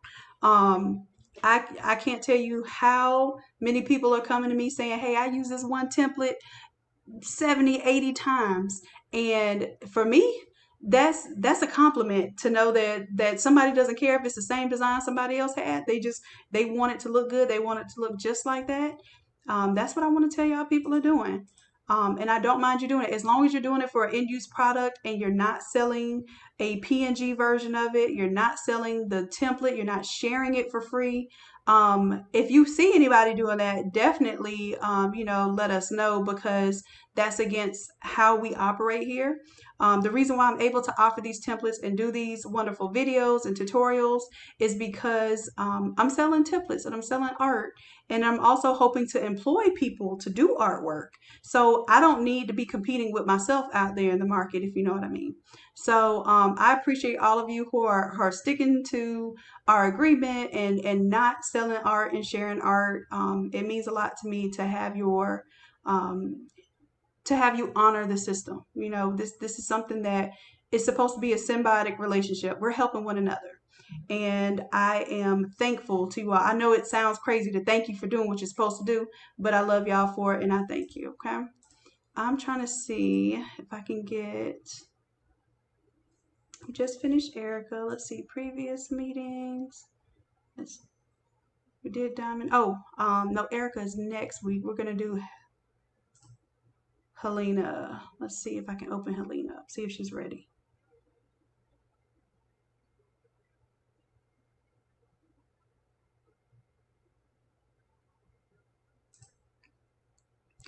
And usually with these Zoom sessions too, if you do one-on-ones, you'll get a copy of the video. If I don't happen to do it live, if I do it live, then you have a copy of it right on YouTube. So let's see, I'll make it full screen here. Helena, she's not in here yet, so let me go ahead and message Helena. In the meantime, while Helena's not on, this is y'all's time to talk to me and let me know if y'all have any input, anything that you want to see or hear from me. I am open. I'm going to go ahead and message Helena though.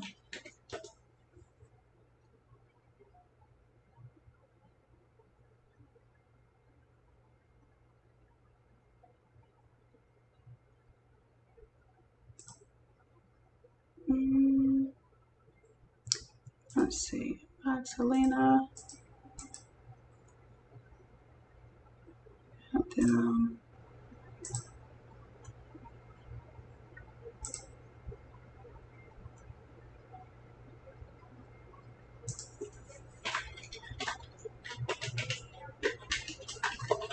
I'm just letting her know that we're live. I'm on the Zoom link, ready for you.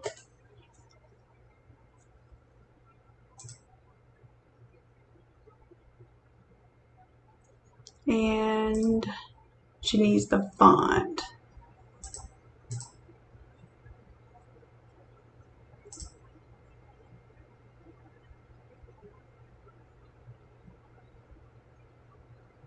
Nissa says, what gaming laptop? I don't even recommend a gaming laptop. I got it because I needed it to have virtual reality capabilities because I have a couple of virtual reality headsets. So I would tell you to, I think there's a video that I looked up. Look up on YouTube.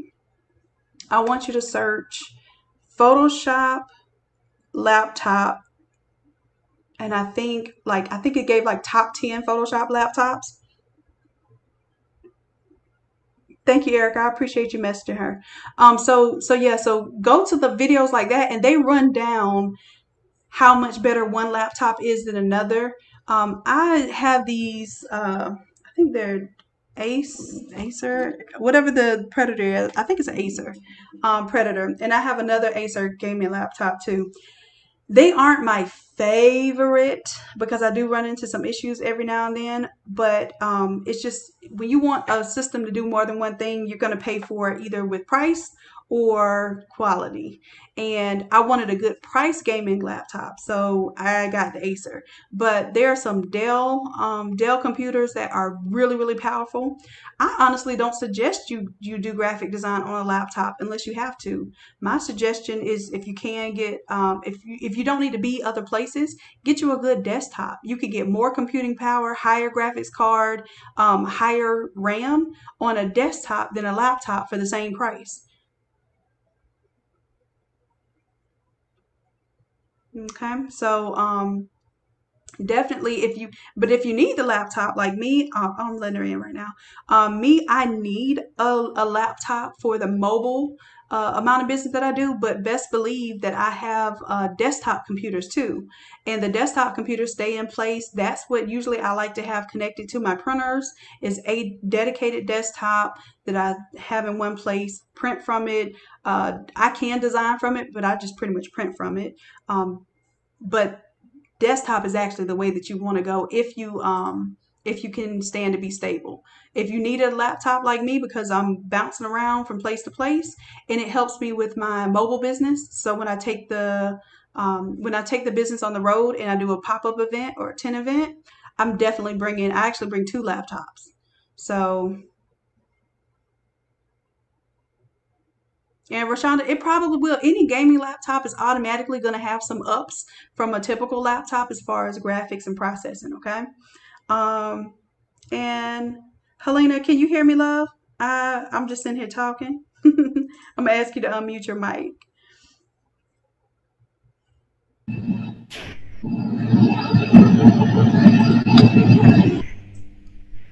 Okay. And if you would go ahead and share your screen with me, please. Let me go ahead and make sure I allow you to.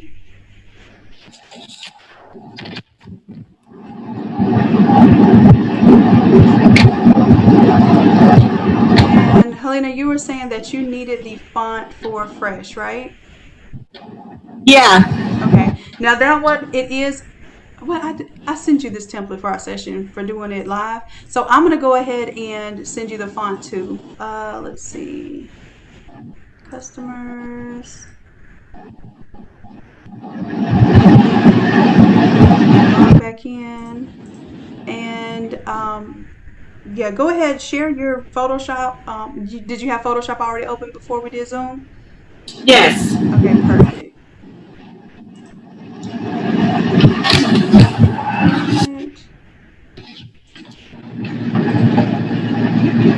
Customers. All customers.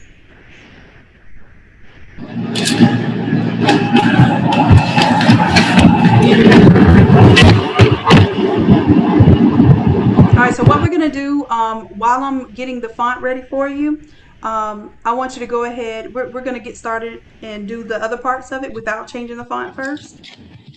And then that way it'll give a little time for that font to come through for you. Okay. All right. So were you able to pull up the image that you wanted and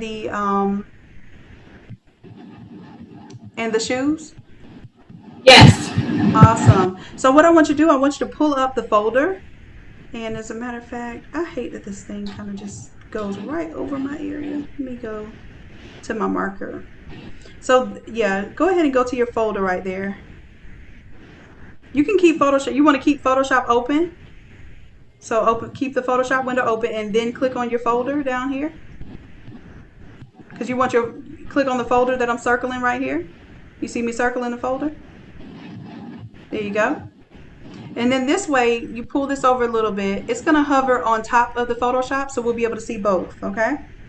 Okay. All right, so this image looks like it has maybe better color representation. So I want you to click on this image, and I want you to drag. I'm sorry, did the window move? Keep this over to the right, okay? I want you to pick this image up, and we're going to drag and drop it onto the shirt. This image right here? Yep, pick it up and drag it and drop it right there. Okay. Now where it went somewhere down in our layers here. So we're gonna look for it. We're gonna scroll up and down till we see it. And you probably have to scroll up because it looks like you're already at the bottom.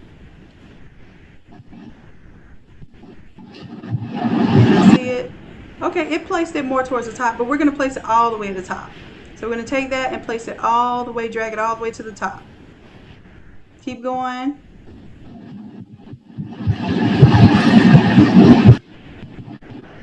Just keep dragging it. You don't have, you actually, if you hover it towards the top, it'll keep pulling up. There you go. Oh, okay. And I mean, you kind of have to have it in just a sweet spot. So it'll stop whenever you're all the way to the top. So you're gonna have to go find it again because it didn't pull it. So go back down.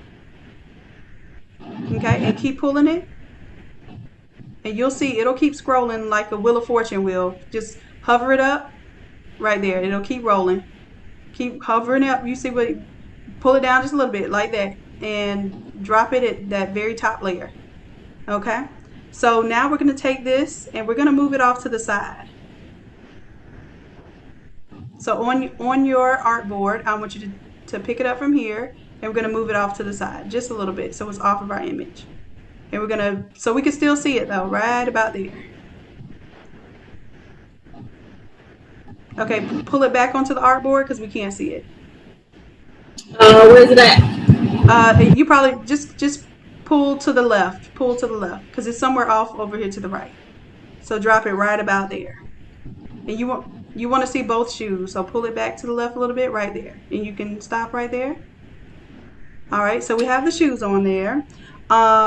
It is almost the colors that we need it to be honest with you. Let's see, what photo did you want to bring in there? Oh, I don't have a photo. So what do you want to put in place of this image? You just want to put just words?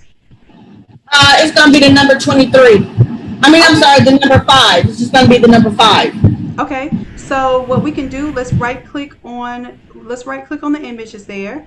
So right click on the image, and you see where it says photo and throne. You can select photo and throne.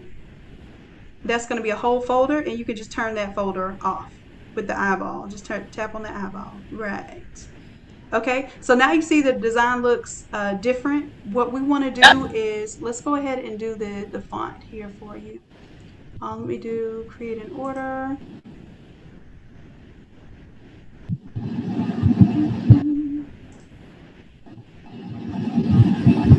And while I'm doing this, go ahead and go to your Innate Lab login, and you'll see the font in there in just a moment.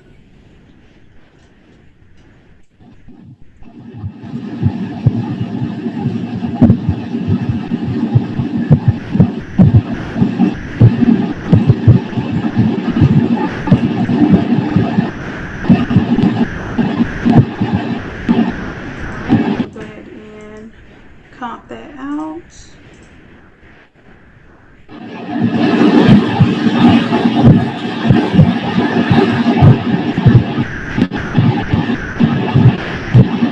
Probably quite a couple of people on the website right now, so it should go ahead and let you refresh your mind out. There you go. And you can download either one of those, TTF or OTF. It doesn't matter. Go ahead and hit the download button.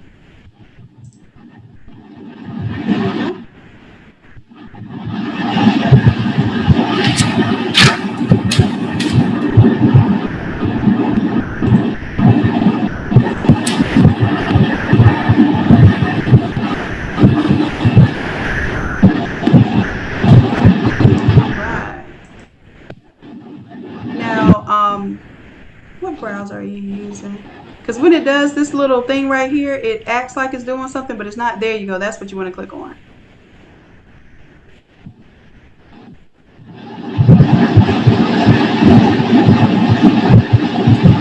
It's probably saving it like to your downloads folder or something. I don't know. Depending on what your browser is, sometimes it tries to automatically open stuff. Sometimes it saves it to downloads, or it might ask you where you want to save it. Check your downloads folder. There it is. It's asking you. Okay, it actually asked you. So yeah, you can put it in there.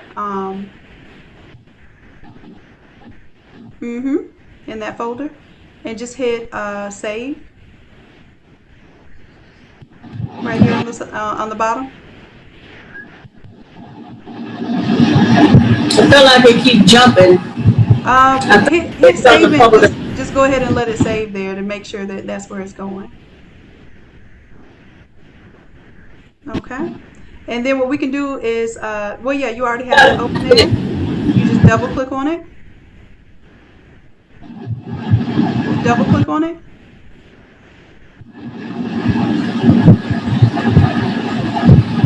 And then hit install. Now, were these two the same? The two different ones in there? Yes, that all of that text is this font. Okay. Okay, so now you can go ahead and close out of this. And let's go back to Photoshop.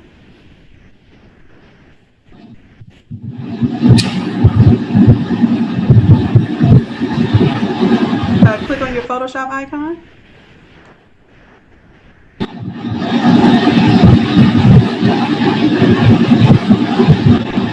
All right, so now that is installed, when we get ready to change one of these letters, we can definitely see if it has updated the text. So let's click on that F right there. So right click on the F on the artboard. There you go. And let's double click on that T. Now, what do you want it to say? You want it to say fresh something? Because if that's the case, we're not going to change the F. What do you want it, the theme to be for the Just sticker? wanted to say Prince. So instead of fresh senior, you want to say fresh Prince. No, I just wanted to say Prince. Okay, so if that's the case, yeah, we'll double click on that F and change it to a P. So double click on the F, or I'm sorry, double click on the T to transform that F.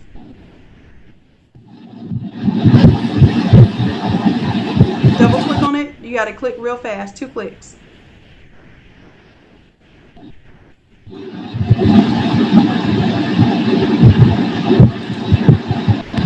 I'm double clicking.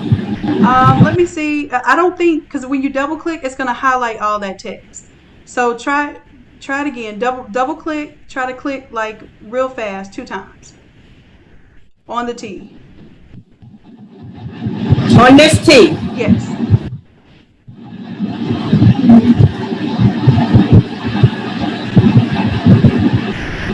Okay, I'm going to ask for a remote control to see if it works for me. If you go ahead and grab that for me.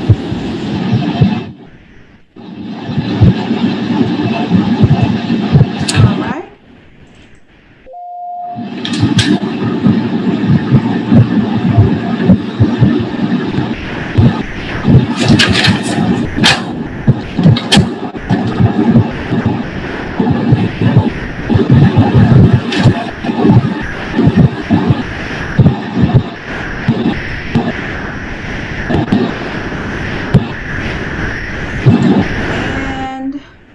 I was double clicking. It did something where it looked like it was loading.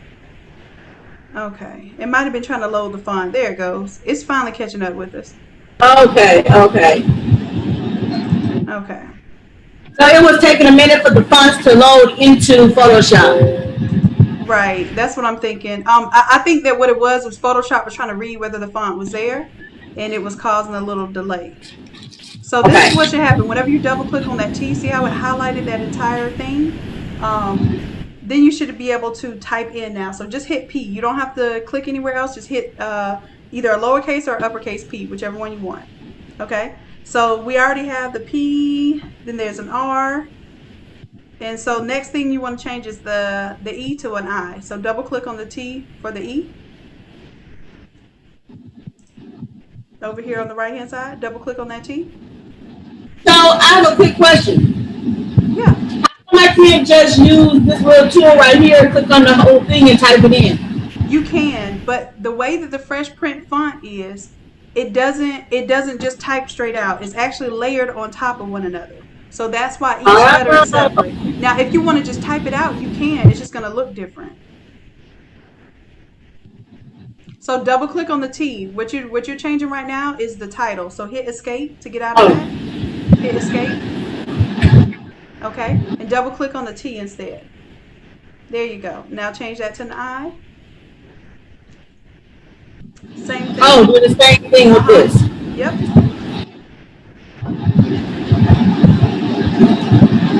tell you you're going to have to create an extra layer. Now you're going to double click on the T. There you go.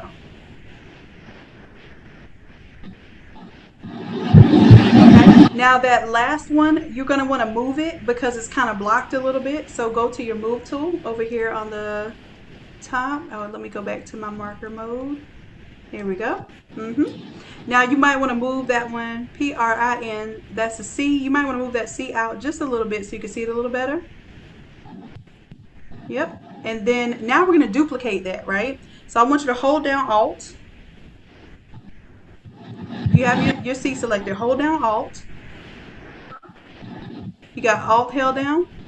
Yep. Okay, I want you to click on that C and I want you to drag it to the right. You see how it turned into to the right? There you go. So it basically made a copy for you. So now we can turn off the word senior. Let's scroll up a little bit. And let's close down this folder because every folder open is, hold on. I want you to go back to the top up there. Stop right there. And go ahead. Let's truncate this fresh copy folder. Just click on that arrow right there. Click on this arrow. And that truncates it so it just won't be open and taking up so much of your layer space. All right, so we have this word right here, which is no longer fresh, it's Prince, but we're going to take this whole folder. So click on the folder, right? And then we're going to drag it towards the center. What do you mean dragging toward the center? On the artboard, you're going to click on the word, and on the artboard, no, not in the layers panel, on the artboard. You see where I'm coloring with pink? Yeah. Sorry about that. That's okay. Go ahead and push that more towards the center.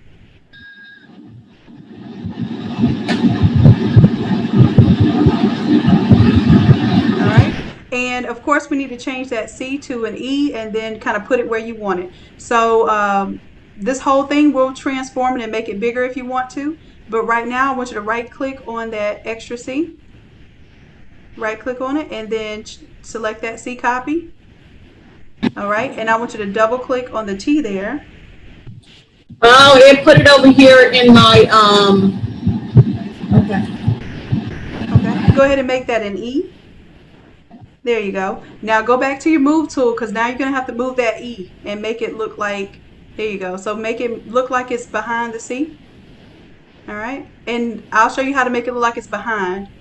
Okay. All right. So that means we need to scroll down a little bit on the layers panel over here. And you need to take the E and drag it underneath the C. There you go. Awesome. All right, and then if you want to play with like making one, like you might want to make your E lower, your N up high. I mean, you can play with making them higher and lower, right? So that's the beauty of not having a stable line of text. Each letter is interchangeable by itself. Okay, so, but as a group, you can take this entire group. So I want you to take this group that says fresh. And go ahead and double click on the word fresh. We're going to change that so we don't get confused. Double click on the word fresh and then type in Prince. Perfect. All right, so now we know that's our Prince folder, right? Okay. If you want to, let's go ahead and turn on, let's go all the way up to the top. We're going to turn on our guidelines. So turn on this one that says turn off for printing. We're going to turn that on so that we don't lose anything important. All right, and if you can see here, I have like a little dotted line here. That's your text in your photo save area. So you don't want important things to go outside of the area because it can potentially get cut off, okay? So we're going to take the whole Prince word. So let's right click on the word Prince on the artboard. Select it. Control T. So Control T is going to allow us to transform this right now. So we can move it or we can pull on one of these corners and make it bigger. Perfect. All right. Oh wait, we don't want to go outside. Where's the line at that I'm? Right, that I drew it in pink, but it's yeah, you don't want anything important. Like the glow can go out there, but don't let your letters go out there. So pull it back in a little bit. There you go. pull it back in to where it's, pull the corner, do Control T, because that E is completely hanging off. But we'll have to wait for it to transform. Do Control T one more time.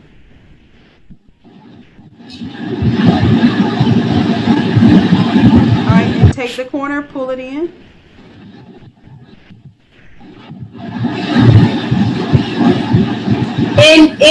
Inside this line right here.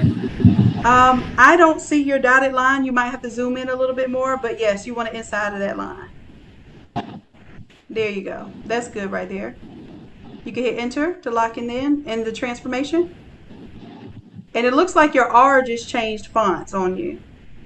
Ooh. So go ahead, right click on the R. On the R.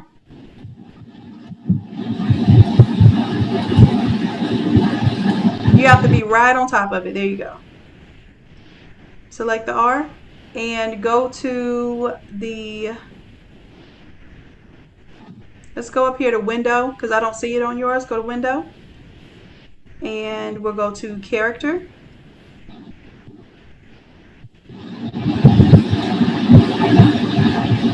All right. And it says that it's that font, but it is not. So let's click on, and it may be, maybe it's not displaying, but let's go ahead and click on this font up here.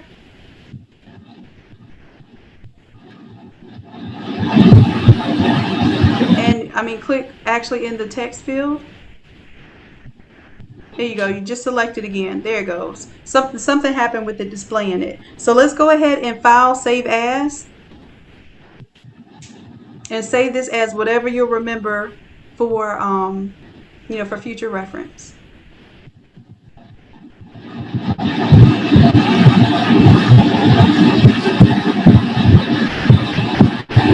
And you can hit don't show again if you want to, if you don't want that to keep popping up every time you need to save. And you can save to your computer.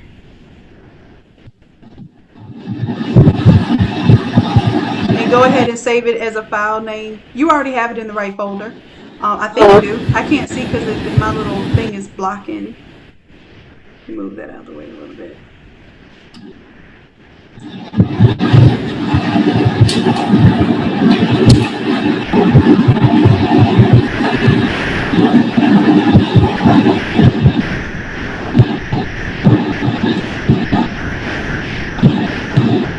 And you said you wanted to put a number 5, right? Yes. All right, so what I would do the same way I want you to click on this P and right click on the P so you can select it. There you go.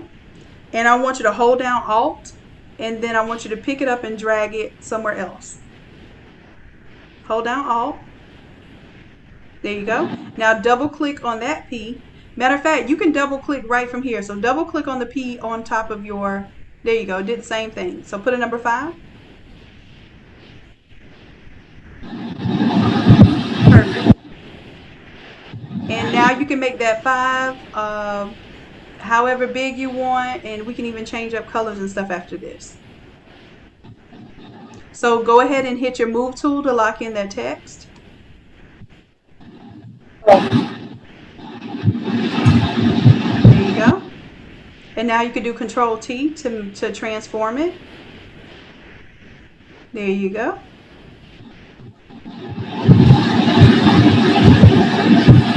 And are you going to be printing this one as an all over?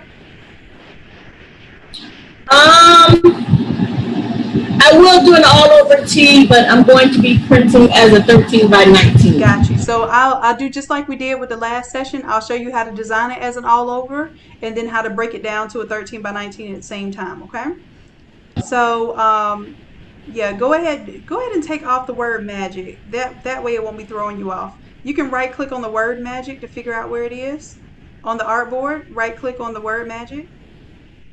Okay, go ahead and hit enter to lock in your transformation. Okay, right click on magic and right click again. The fresh name bottom text, go ahead and select fresh name bottom text and turn that off and see if that turns it off. There you go. All right, so go ahead and arrange that how you want. However you want to see this. If you want to move prints, the 5, whatever. And then once we get the layout that you want, we'll start changing the colors.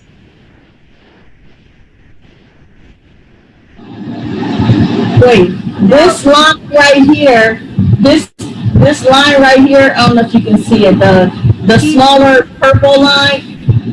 Right. I want you to keep everything. You saw that box that I drew before where it says text and photo. In order to make this a 13 by 19 later, you have to keep everything in that text and photo safe area. Matter of fact, let's zoom in a little bit. Control plus 2 times. Hold down Control and hit plus 2 times. Control plus plus. There you go. So now you see what I'm talking about, that dotted line? This line right here? Yeah, so it says text and photo safe area. That's all like what you want to stay inside of. You see that? Okay. All right, so Okay. basically this is what we're doing for our focal area, and if we have a little bit that comes outside of that, it's going to be like background image, okay? It's not going to be anything important. So go ahead and lay this out. Pretend like that's your 13 by 19 kind of design, and go ahead and lay this out.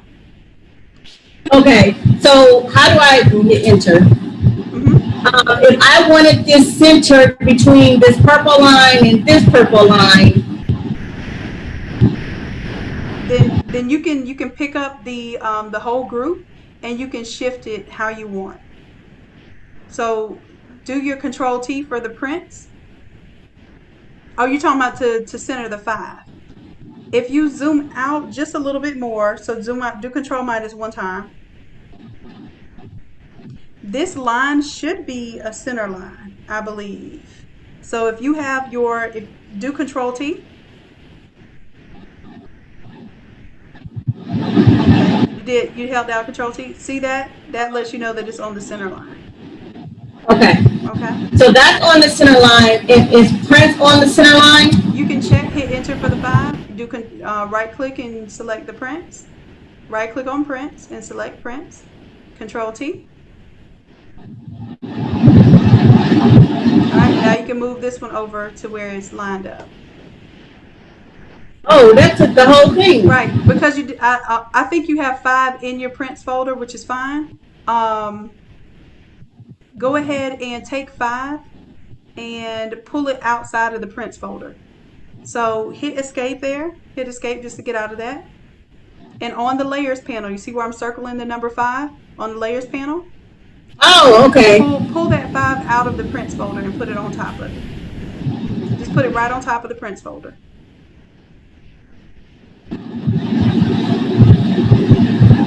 Okay, so when you drag it up, you're going to put it on top of it. You'll see a double line. The double line will let you know that it's out of the folder.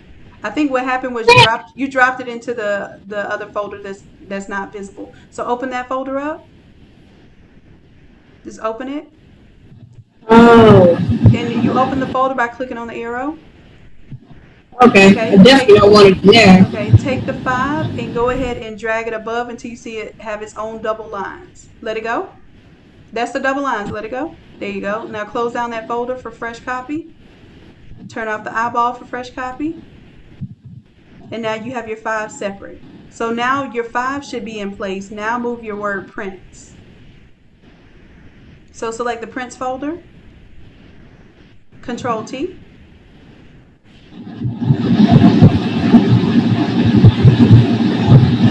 And I want to move it. Did you select the prints folder? Because I don't know if it's frozen. It's not showing it. There it goes. Yeah, then go do Control T.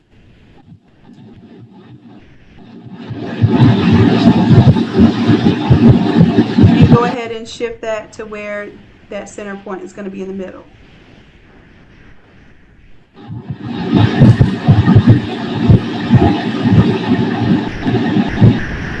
And you don't see the center point anymore, but you will see like that magenta line that pops up vertically, and that'll let you know it's centered. There it goes, right there. You can drop it. Okay.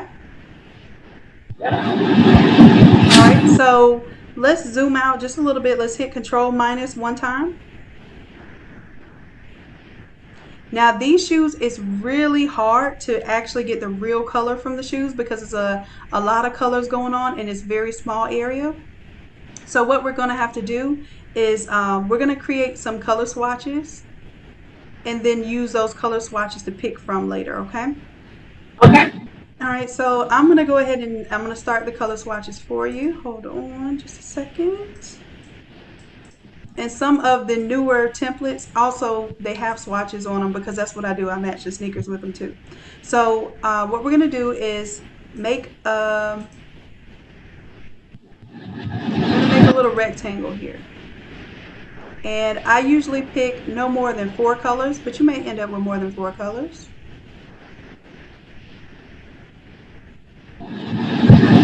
It's giving me a little bit of lag, but it should be drawing a rectangle there.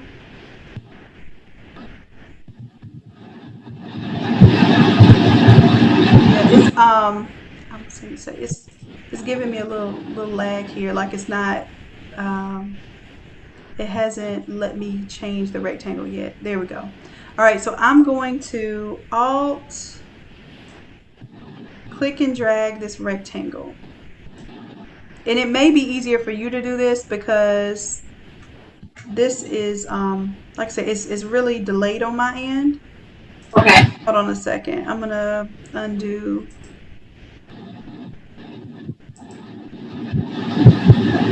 Okay, so for the rectangle, I'll click and drag.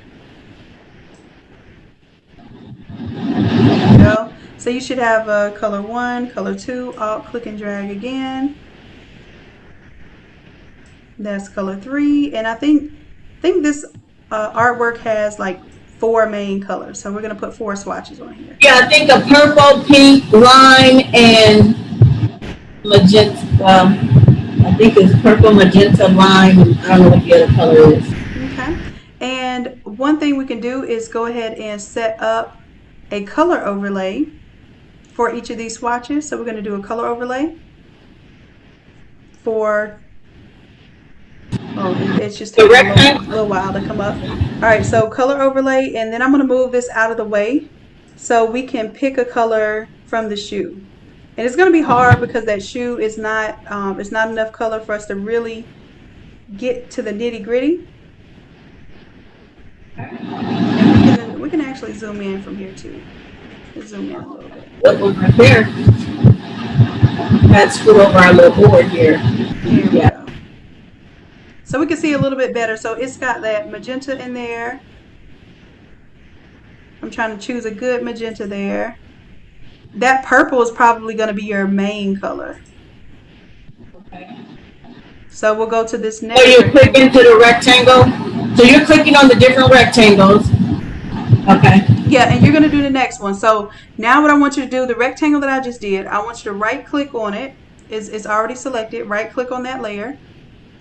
Okay. And I want you to do copy layer style. And then I want you to select the next rectangle and paste layer style. Right click and paste layer style. Paste layer style. Okay. So now it's the same color. Now we're going to double click on color overlay and we're going to change the color. Double click on the word color overlay. Would it be easier to just do that for all 4 of them, and then that way all we gotta do is just go in and change the color? Yeah, I want you to get used to doing it for one, and then we'll change the other one the same way. Okay. So go to the to the swatch there, and go ahead and select your next color. All right, you hit OK. Or you can adjust it if you need to. You can also manually adjust it. You can move it around this space until you get the green that you want. What do you think? That darker green or that lighter green? I think it's going to be the lighter green. And if you want to make it a little more bold, you can kind of bring it maybe right about to that section, and it'll be like a little bit bolder. And the more you get towards this corner, you're bringing it up into the pure color without any black or white or gray in it. And that's just like manually picking by eye. Okay, so that looks good right there. Okay, we'll go with that. All right, go ahead and hit OK, and OK again. All right, so now I want you to you don't even have to right click and copy the layer style. I want you to select rectangle 1 here in the layers panel. Hold down Control and select the other rectangle 1 below it. Okay, now we're going to right click on one of these. Just right click and then hit Paste Layer Style.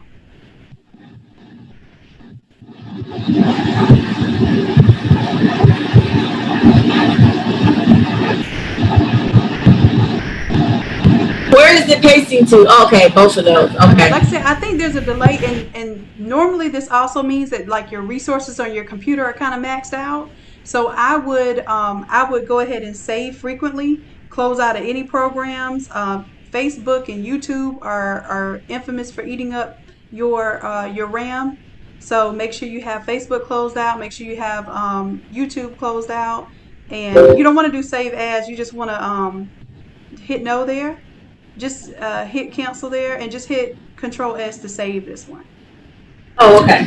Control S or file save. We do save as to save a version of it, to not save over the original. So now that you have this one you're actively working on, we're just going to just get used to hitting Control save. Like let it roll off your fingers.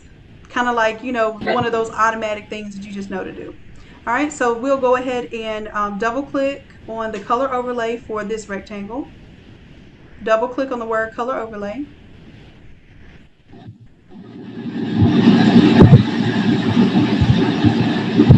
And it's probably got a little delay, but I think it's coming up. Okay. All right, so you'll click on the swatch and change that swatch out.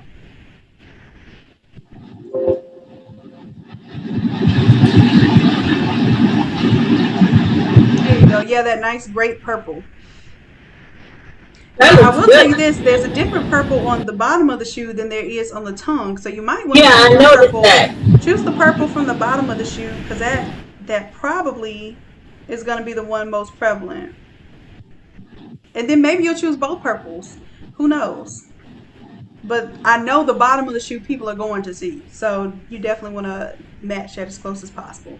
Now, go ahead and hit OK. I'm going to give you a disclaimer that pretty much any image that you pull off the internet, even when you take an exact photo of something, the colors on your screen are not going to be necessarily the colors that are going to print. And it's so many different factors. It's your monitor, it's how the photo was taken, how it was uploaded to the internet, how it was text messaged to you. All of those ways that we exchange information, the color information changes too.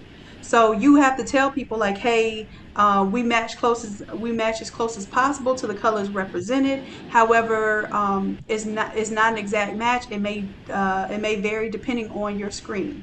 Okay, so you have to kind of let people know that if you're telling people you're doing color matching. I think that rectangle move, go ahead and hit Control Z to undo that. You want to keep them lined up just for your visualization purpose. So hit Control Z to undo. There you go. And go to the top rectangle. You want to hit on, double click on color overlay. I was trying to see if it would let me get this little color right here, but this is going to be in my way when I click on this. Well, double click on color overlay here, and you can move the window. So take this window and move it over a little bit. There you go. Okay. All right, so click on your swatch. All right, so now you have your two different color purples. You have that green and that pink. I think those are the main colors you're going to end up using anyway. There's orange in there in the existing image, and I don't see orange in the shoe, so orange is probably one of the ones you're going to want to change out.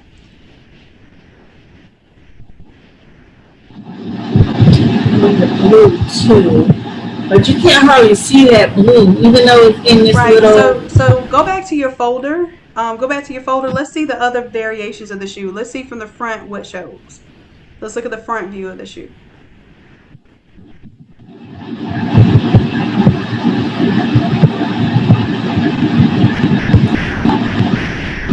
So click on this thing. And as a matter of fact, I can't see it large either. So you may want to bring that one in as a reference too. You might have to reference two different images.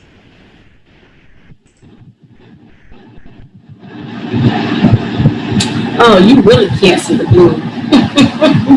So I probably won't use that one. I'll probably go back to using that other purple. Oh, yes, you can. It's in the heel. See? Okay.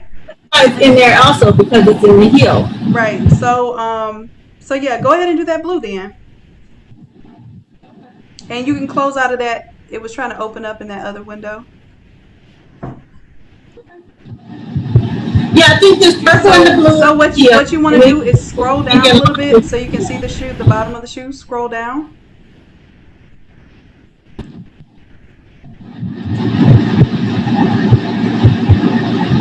And see, that blue looks totally different. You notice that? Or does it to you? Or is that because one looks more like a sky blue, one looks more like a Carolina. That looks more like a Carolina blue. Yeah. Okay. You're right. And like I said, if you view that shoe in another, on another photo, it might look a totally different color. So it's really about getting a really, really good source image and trying to stick to it as much as possible. All right. So now you can I hit. think I'm happy with this color. What's that? I think I'm happy with this color. Because, see, this blue doesn't match this blue right here. And you want the color that everybody's going to see, which is more towards the bottom of the shoe. So Exactly. that looks good. Go ahead and hit OK. All right. And now let's zoom out. Let's control minus a couple times. And honestly, the green that's on here, I would start with the green. So keep everything green, but change it to the type of green that you want. You see what I'm saying? And Okay. same thing with the pink. So for the green, for the prints, you can right click on prints.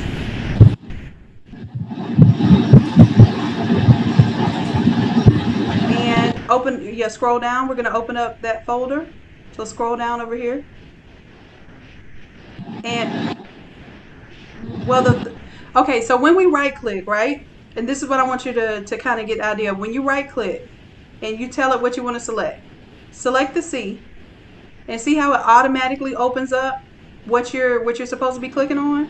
So you don't have to scroll. It'll take you exactly to where you need to go.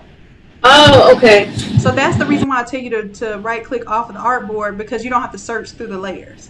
All right. So let's take just that C. Okay. And let's double click on the FX.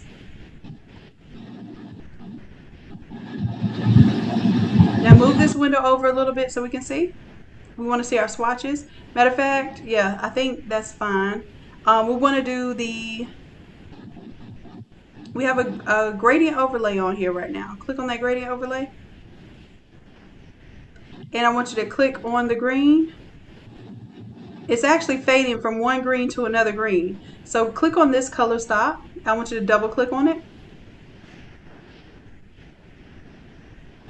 And move this window over a little bit.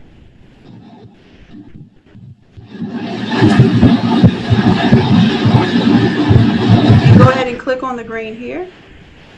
And that's the green you selected. So it just changed it. It's a subtle change, but it changed it from the green that we had before to the new green. You see that? Okay. So go ahead and hit OK.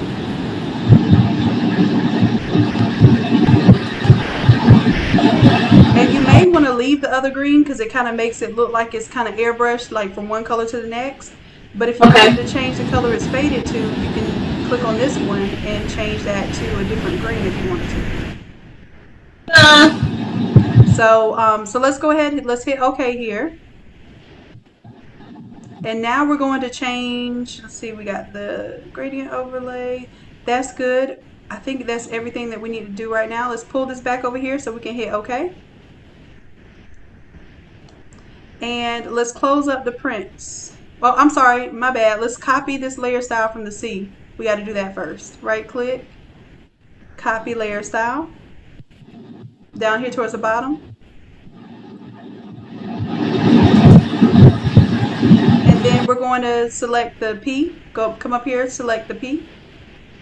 Hold down Shift and come all the way down and select your E. So hold down Shift, then select E. And it's going to select everything in between. Now we right click. And you're going to have to scroll down to paste layer style. Right there, there's a little arrow where you can scroll down. Right here. And paste layer style.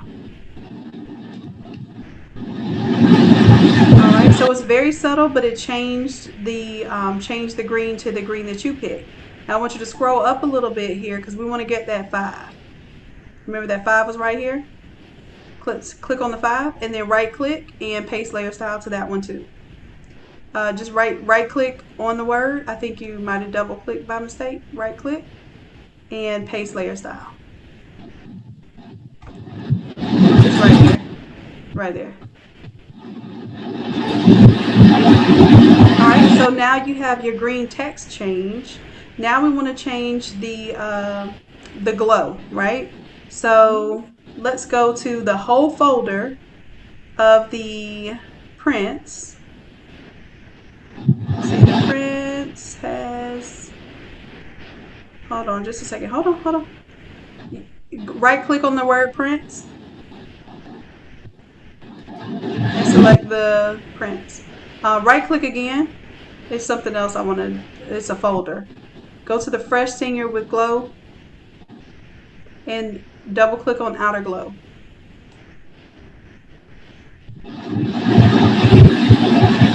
We're going to change that outer glow to your pink color, so we need to be able to see the swatch. So let's move this window over a little bit. Okay, you click on this swatch here. This one? Yes. And move that window out of the way. And go ahead and change it to the pink that you have selected.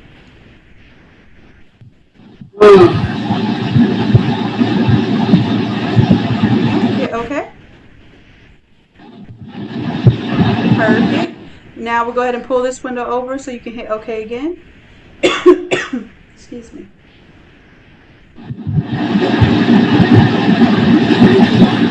Now that's our text. So the other stuff that we have to change is going to be mainly the background stuff. So I just want you to write. So this purple. Okay, so if the purple stands out to you, right click on that purple splash. Okay, you see how it says paint splash? The paint splash? You can go to that. More than one paint splash, doesn't it? Right, so go ahead and go to that first one. Okay, and it's going to tell you that this is the one you can, if you want to see which one it is, then go ahead and turn off the eyeball for it. Right here. No, go back to, you moved it up. There you go. So turn that eyeball off and turn it back on, and you'll know whether you have the appropriate one selected. So double click on that color overlay. Double click on the word color overlay. The word. There you go. And now you want to move this over so you can see your swatches. And pick whichever purple you want that to be. Go ahead and click on the swatch and change it to the purple. So click on the swatch right here. And go ahead and select if you wanted that purple or that blue, whichever one you want. I would say the purple because it's probably the most prominent color. It grounds the design. There you go.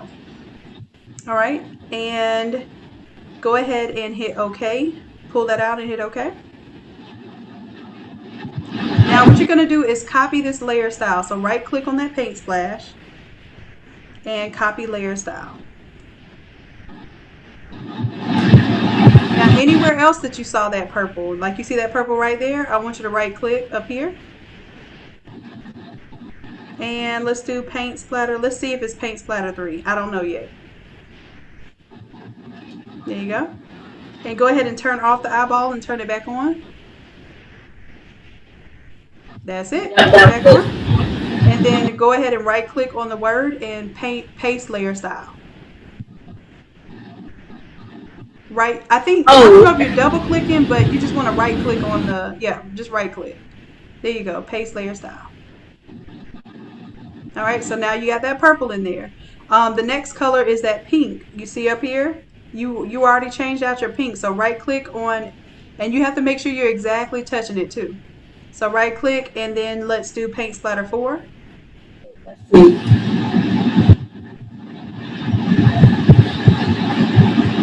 Did I get it? I mean, all it's doing is selecting it. So yeah, it selected it over here. And double click on your FX. Yeah, that was it.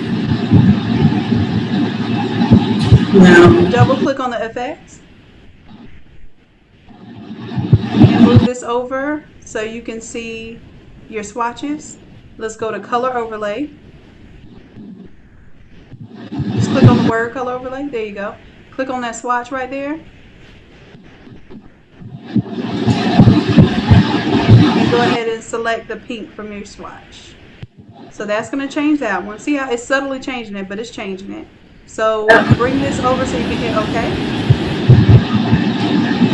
Now the next color you're probably going to have to change. I will even save the green. Let's change this orange to that blue color and see how that looks. See if that's what you want to keep as your main color, okay? So let's select one of the, like that little sunset orange color. Let's right click. And this is a gradient. Actually, this is a color field. Go to your color field. There we go. And let's see, so that's the white background. We have, there it is, gradient map right here. Let's double click on the gradient map. Double click on that. And see how it fades from like that orange to that kind of summer golden color? We're going to change that. So let's click on that gradient. And then the first color stop. Go ahead and double click on the first color stop. You can double click on it, and if you double click on it, it will open up the color change. Oh, it's not gonna, okay. Double click on it? Okay, there we go. Now go ahead and select that kind of Carolina color. And hit OK. Now the next one we're going to do the same thing. So double click on that one. Pick the Carolina color. And then go ahead and hit OK. And now what you can choose is, let's say that you want this to fade to another variation of that color or a totally different color. So what I would do, I would choose this first one and maybe pick that purple. So choose the first color stop here, double click it, and make it that dark purple and see what happens. Okay, so what it is, it has, it's basically a grunge look in the background, right? So it's going to map out your colors. So the darkest colors is going to make that dark purple. The lightest colors is going to make that kind of Carolina blue. And between anything in between there is going to fade between the two of those colors, okay? So if you hit OK, you'll see that you created a new gradient map. And what you can do is you can kind of push and pull these together if you want to get a different effect. You get more contrast, less contrast. Just move one of those and see what happens.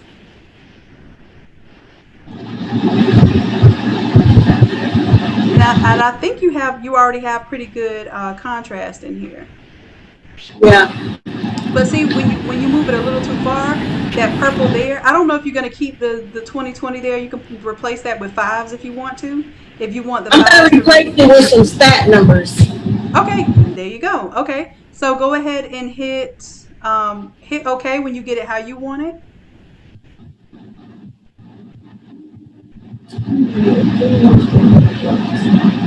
And if you want it to be more, less extreme, you can bring that purple back down.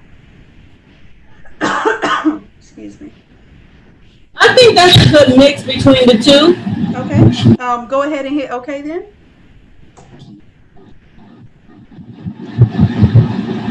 Go ahead and click OK. Yep. Go ahead and hit OK.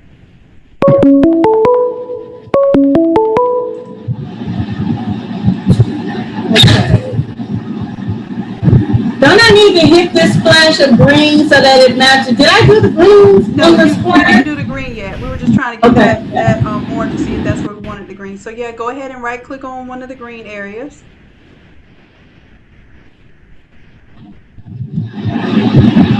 And you can go to... Is it a paint splash? Yeah, I think it is a really big paint splash. And let's go ahead and double click on the FX.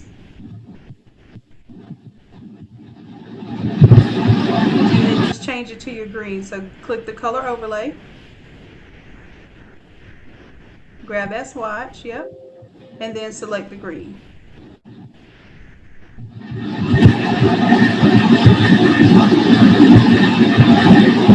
And then it looks like you have some orange down here still. So you can select where that orange is and change it to, what did we change orange to? We changed orange to the Carolina blue color. No, we changed it to Carolina blue. Okay. So yeah, you can go ahead and hit OK there and find that little orange. Right click. Let's see if it's paint splatter 1. Let's see. Go ahead and truncate this properties up here too. It's in the way. You see that little arrow that I just did the pink on top of? Yeah. And then double click on your FX there. Just making sure that was the right one. Gotcha.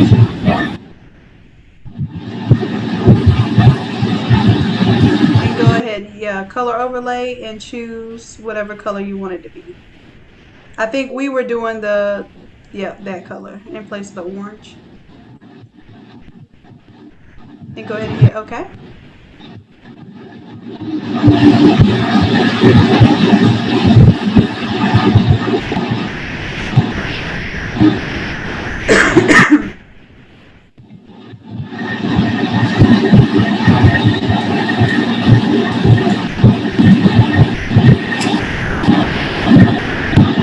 I think there might be a little bit more orange, like right up in here where I'm putting the X on the artboard. So if you zoom in, Control plus a little bit. And kind of come over here to your top left. Keep going to the left. There you go. See that little bit of orange right there? Right click on that. And is that Paint Splatter 4? Click on that. And turn it off and on and see. Oh, I know it is. It's touching on the blue and making it look a different color. I was like, it looks a different color, but no, that's our P. So that's good. You can zoom out. Is it that we changed it to? No, we changed it to the right pink. It's just the numbers, the stat numbers that you're gonna put. That color is. It interacts with the color from the splashes, so that's all that. Oh, okay. All right, so now you can. Up here, let's go ahead and change this color. Okay. Splash. We already changed that one. That's all one splash. Oh, is it? One layer. It's multiple splashes, but it's one layer. Oh, okay. That should change all the green. So if you do Control 0, we should be able to see everything. Like from a zoomed out view. There we go. Make sure all your colors are what you want them to be. Now if you want to do like your stats, maybe you want to do your stats in the pink or whatever you want to do. I know it's going to take you some time to figure out what you want to do up there, but No, I already have it written down. Okay.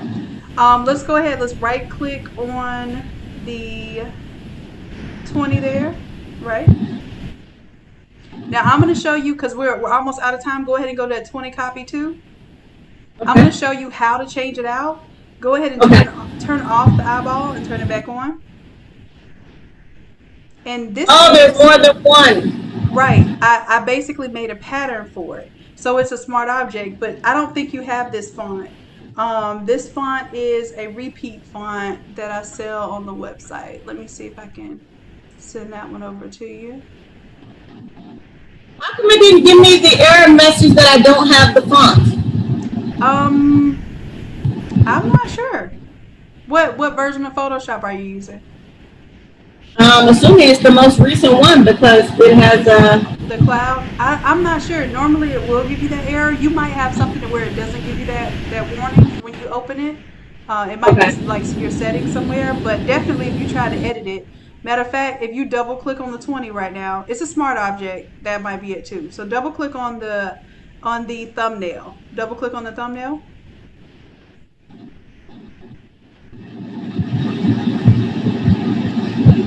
And this is is why I was saying it's a font. So you might want to go in and if you have stats, you're going to go in and edit your stats as you want. Because what this is, you type it once, it's a font that repeats it over and over again. Okay?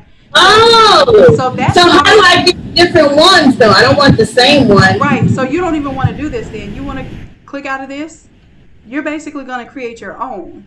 So go ahead and click out of this tab, close it out. Yep. And then I'm going to show you how to take the same layer style from all over. And I think it's just going to take a little while for it to update. There we go. Make sure you hit control. It's 5 things. So you have 1, 2, 3, 4 on here. 1, 2, 3, 4, right? You have 1, 2, 3, 4.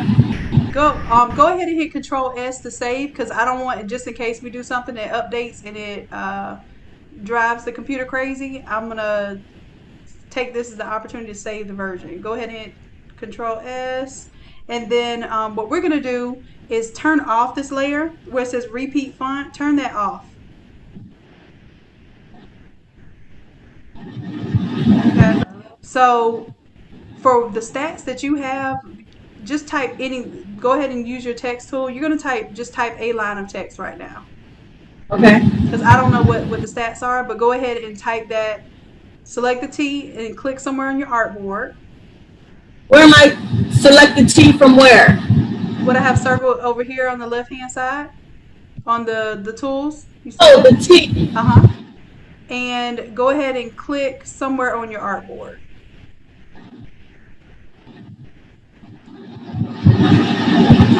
Okay.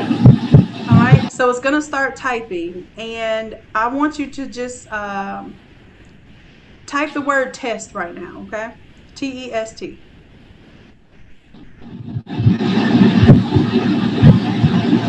Can you see it? No, we can't see it. Turn on the folder for the repeat font. Turn that folder back on, turn the eyeball on. Right here? Yes.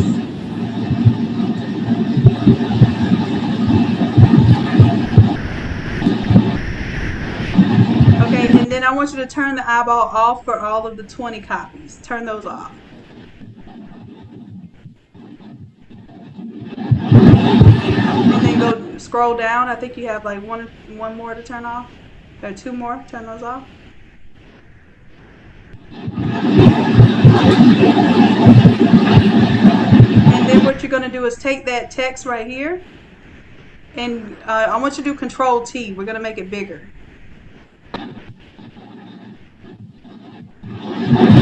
Alright, and see how small it is? I need you to make it bigger. Pull on one of those corners. There you go.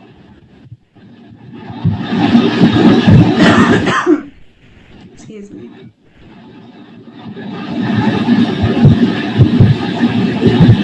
Alright, and it hasn't updated, so go ahead. I was going to say hit enter, and we're going to change that font.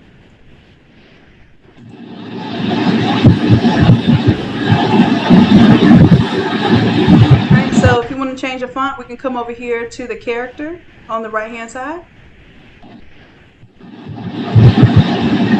And let's choose a font that's like a nice, clean, standard font. Click on the arrow right there.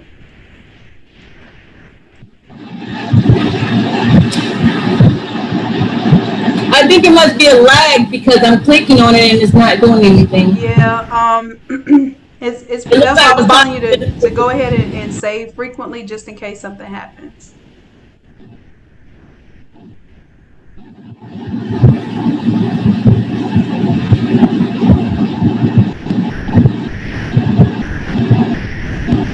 All okay, right, so try something like agency.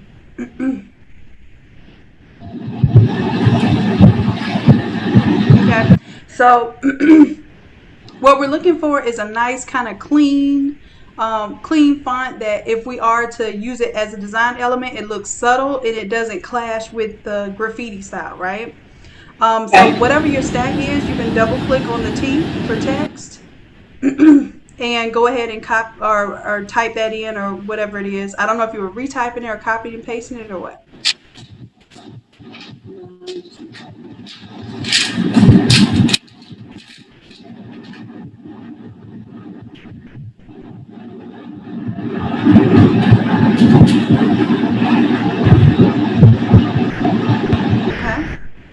So, and this is where I was telling you that it's going to make a difference.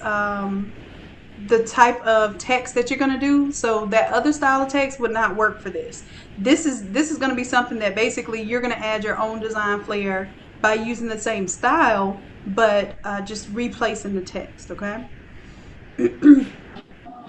So let's see. I'm using my own style, but just replacing the text. Right. Exactly. So everything that you see in a template, you don't have to go exactly with it. You can use the flair that it has. Oh, okay, well, yeah, I can add words as a design element. A lot of people don't do that. Okay. So go ahead and hit your move tool now, and then you're going to resize it. So do Control T, and then go ahead and move it to where you want, resize it. Now you want to be careful because you want to make sure this fits on the smallest to the largest shirts. And then here's another thing. If you want this to be in your 13 by 19, then you have to also make sure that it doesn't go outside of this area, right? So whenever Outside which area? the area that I just drew in pink, you can't let it go outside of that area if you want it in your 13 by 19. But what you Is can that do, this blue line? You see what it's looking from this line to this line? the one, do you see the line I just drew on the screen? That's what you Okay. can stay inside of. Has to stay inside that line. Okay. Pull everything inside of there. Everything that you're doing right now, keep inside of there. And then once you create it, you can make it all over version of it by just blowing it up and making it bigger. You see what I'm saying? Because for your 13 by 19, you're not going to see anything that comes outside of this box that I just drew. Okay. So I need to make that small enough. Right. To fit inside this box. I'm not trying to make it bigger, I'm trying to make it smaller.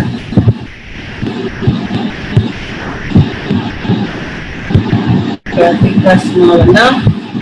Enter. And now I just want to move it over here. Oh, that wasn't small enough. Now you can move it while you're resizing it. You don't have to wait until you hit enter to move it. So you can move it and resize it at the same time.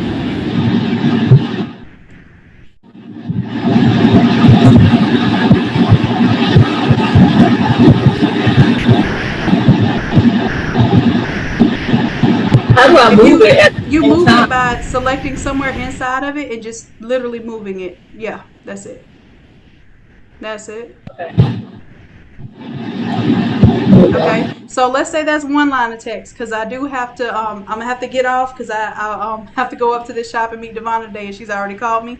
So go ahead, Okay. you hit enter. Now what I want you to do is make a copy of this. So hold down Alt, hold down Alt, and I want you to hover. Right now you're touching one of the lines. Yeah, hover over that text, click down and drag it down. Okay. Now you just made a copy of that. So you can double click on that one and change those stats. Okay.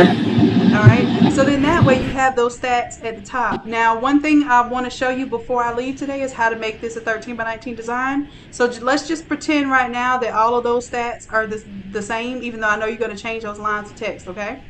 So now you know how to click and drag a different version of it. I'm going to show you how to take this down to 13 by 19. You ready? Okay. All right, excuse me. Let's go ahead. Let's close down this character panel up here at the top. And let's truncate this folder here because you'll come back to it and add your stuff to that later. All right, so that's where your text is. And then I want you to scroll down.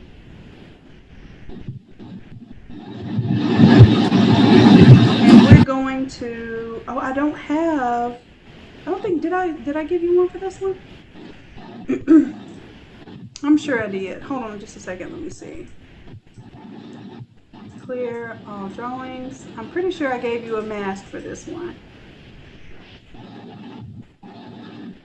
Let's see. I may not have. see.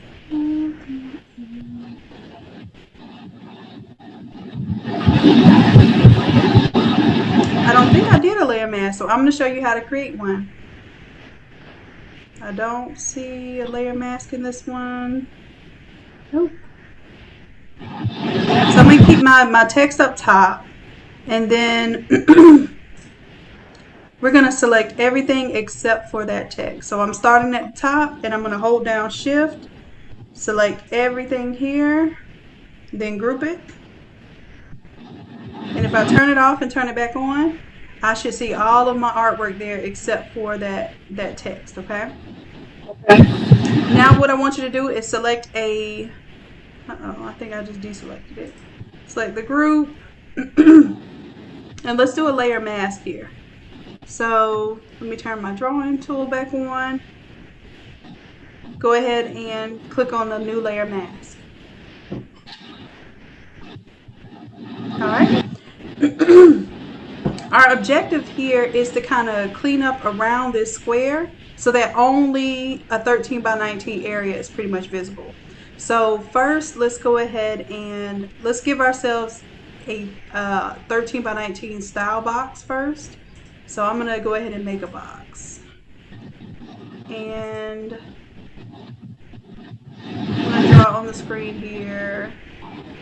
13 by 19 style scale is probably, as a matter of fact, I forgot it does this. If you just click on this on the screen, it'll ask you how big you want it. So we're going to do inches, and we're going to make sure we change it to inches because I still to this day can't convert pixels. So 13, not without using a calculator, and it's not worth it. 13 by 19, right? You just do this part right here. Right. So this is what the 13 by 19 would look like, that rectangle that it just created. I'm going to delete rectangle 2 because that was me just arbitrarily making one. Now I know exactly what a 13 by 19 scale is on this overall shirt. Oh, that's pretty small. Right. So what we're going to do, we're going to use it to create the orientation of the 13 by 19. So now I'm going to make it a little bigger. And basically, I'm going to use the same artboard to get the style that I want. All right. Because I want to incorporate as much of, you know, all of these graphics and the paint splashes and everything as possible. So I'm really using this just to see how much of my excess image I can get in there. Okay. And then you know how I feel about any kind of things that are cut off like a square style. So this is how I create my own mask. I create basically whatever edges that I want, and then I save that and create a clipping mask for it. So let's go ahead and I'm going to do that just because it's a little bit more of an advanced technique. I'm going to have a class just on creating your own mask. It's going to be cool. Like y'all always want to know how to make things not be in squares. There'll be a whole class. It's going to be an intermediate class. So that's going to be a 200 level class. But I'm going to go ahead and do it for you just so I can show you how this is done.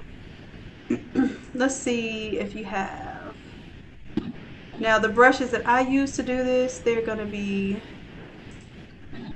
I have like the paint splatter brushes and all of that. I'm trying to see what you have. So maybe we can use those. Yeah, let's try these brushes that you have. Let's see, we're going to create a layer mask on this rectangle. And I'm going to use black to conceal. And let's change the size of this brush. I've never used this brush before, so it's going to be kind of interesting to do it real time. Let's see. Well, did the brush? I'm not on the paintbrush. I was on a smudge tool or something. I was like, what is that? Oh, you know what? That brush is not intended to be a real brush. Whatever that brush set is meant to splatter and things. It's not meant to be a paint. So you can't use it on a mask. Right. I've never seen that before. But let's do this one. And as a matter of fact, let me see the brush tip so I can see what I'm working with. Let's try that one. This will be a new. Hopefully this one lets me paint on the mask. Let's see. Right click. Let's get a bigger brush size here. There we go.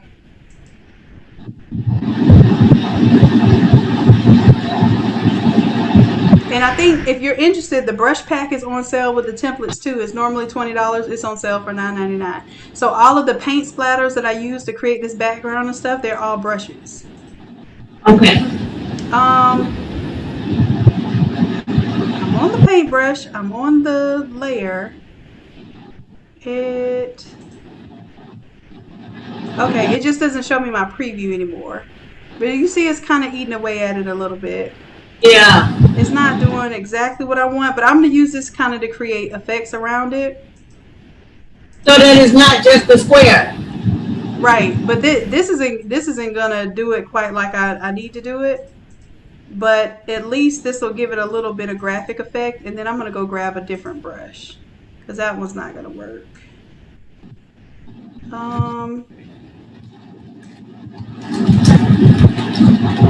Let's try this one.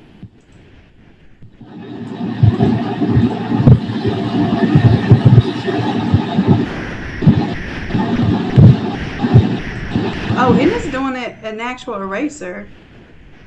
So that's not what I want either. I think you're probably gonna have to get some some brushes. Let me see. Maybe there's one here we can use. Yeah, I think we're gonna need some different brushes there. So I'm just gonna take the soft brush, okay?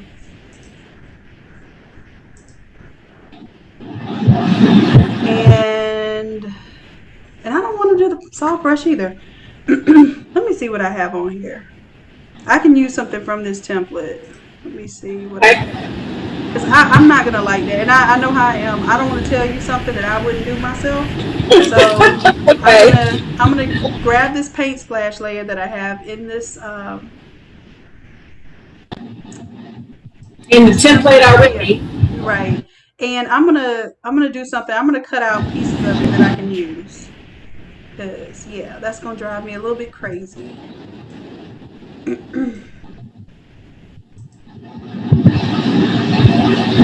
Alright, so I'm gonna grab part of this.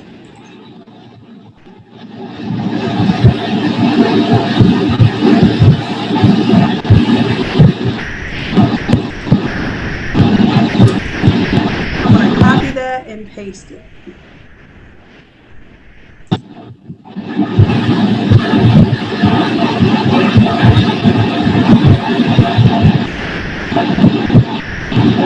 You're pasting it onto the mask that you just got the 13 by 9? No, I'm literally just copied and pasted the image right now.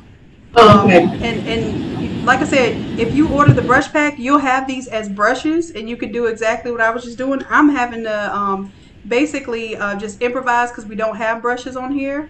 So I am gonna do it with the art instead of with the actual brushes, which is a little more difficult to do. But if you had the brushes, you would just literally stamp all around. So what I'm going to do is I'm going to build a 13 by 19 area with this, and let's see, I'm going to change this rectangle color to be something weird. Rectangle, let's change the color to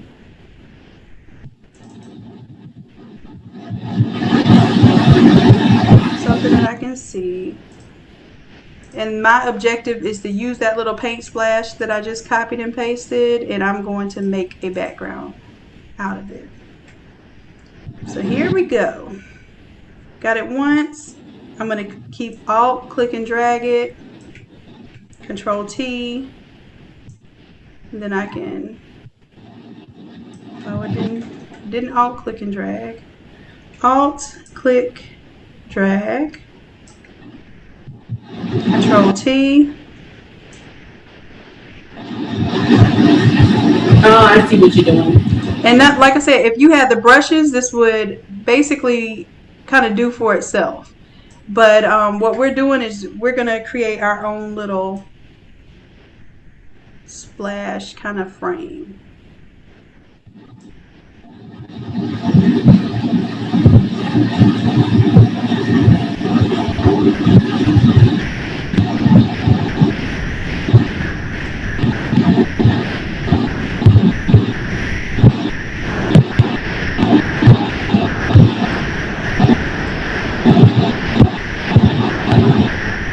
See that? And I'm just building on it. And then this one, maybe I'll make that one a little bit bigger to cover a little more area. And then I'm not concerned about the inside, because the inside I can always make the solid color. But the edge is what I really want to make sure that I am like creating something special for the edge.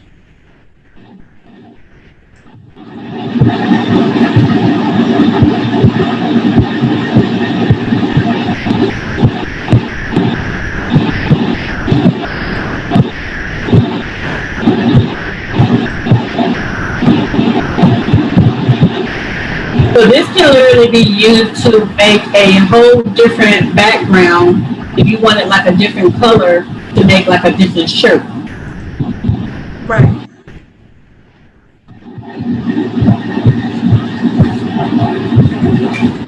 And now I'm going to take all of this that I just created here. I'm going to group it. Uh-oh, I think something just happened. I don't know if, I think it started freezing up on me. Hold on. Okay, there we go. We got it. Oh, shoot. It says not responding. Go ahead and close down this Google Chrome, because I don't know if it's using too many resources with the Chrome and the Photoshop, but this is a little scary right now. So I want to make sure you save.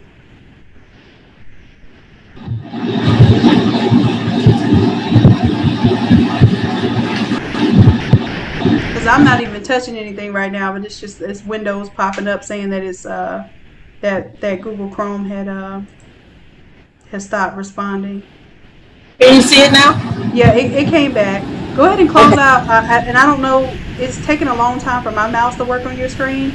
Go ahead and right click on that Google Chrome and close it out. Just go to close window.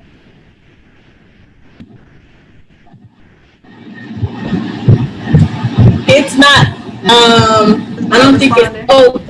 No, it's not open. It's just saved down here on my. If you hover over it, you see how it has an active window. Go ahead and close that out.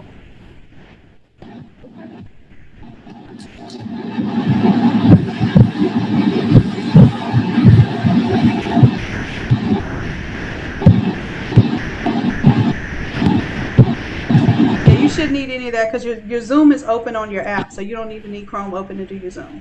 And that could have been like help. Maybe we should have done that in the beginning. That might have been slowing things down from the beginning. Let's see. So now I should be able to select all 4 of those layers I just did. I'm going to group them. And then I'm going on the other side. Yeah, I'm going to do the other side. I'm going to right click.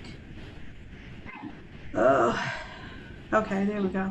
Right click, I'm going to duplicate the layer, or duplicate the group, and I'll do Control T.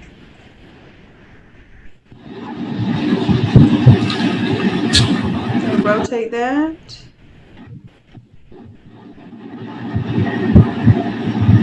It should be stopping. I'm holding down Shift, so it should stop at my 90-degree intervals. There we go.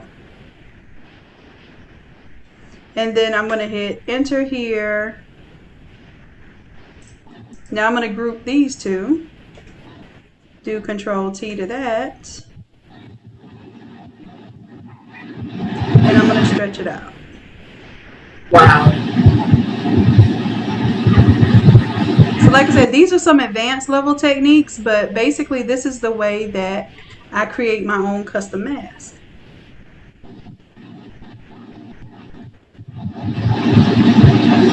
And And that way, can't nobody really copy it and pretend like it's theirs. Right, and that's how sometimes I know when people copy my stuff, because I know that it's stuff that I had to create from scratch. You're like, yeah, that's mine. Right.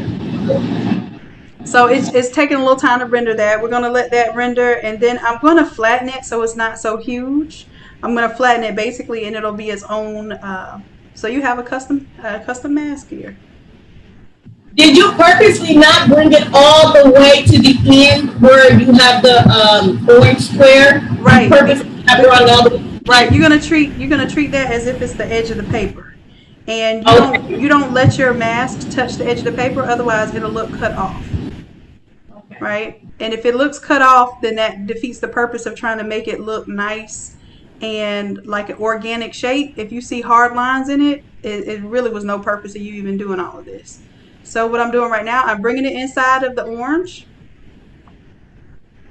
And then I'm going to right click here. I'm going to merge that group so that it's all filled in. And I'm going to take my paintbrush now. And on the group, I'm going to paint in these empty areas. And let me make sure to have a regular brush selected.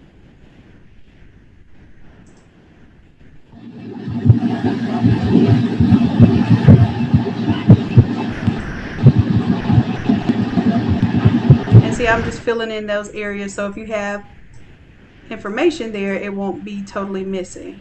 And it's a little lag right now, but I'm just assuming that where I'm painting is eventually going to fill in, because it's not really showing me at the moment. There we go.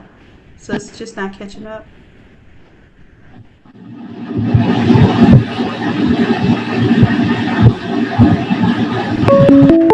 And now I have created my own custom mask.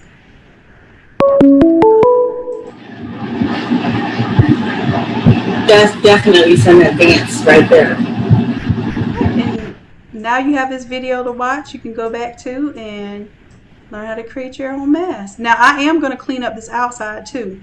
And the way that I'm going to do that is I'm going to create a layer mask so that I don't have to keep adding and subtracting data. Let me make this smaller.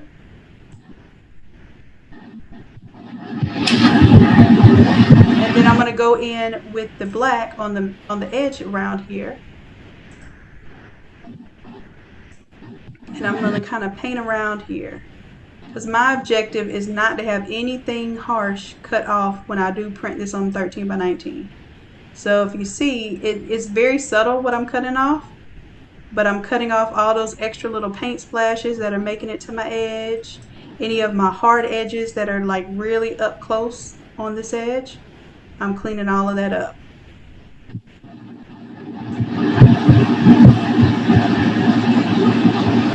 It is very subtle. You can barely see it. Yes, and then what I would do from here is get a bigger brush. And now I'm going to make sure everything is cleaned up around it.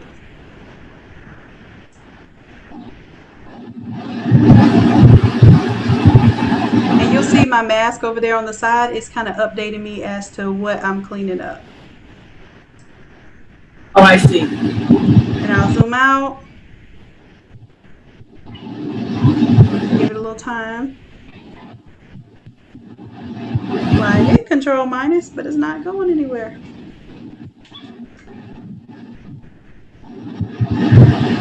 I may need you to do Control minus for me just one time. There we go. And I'm just straight up cleaning around these edges. I took it a little too far on that one.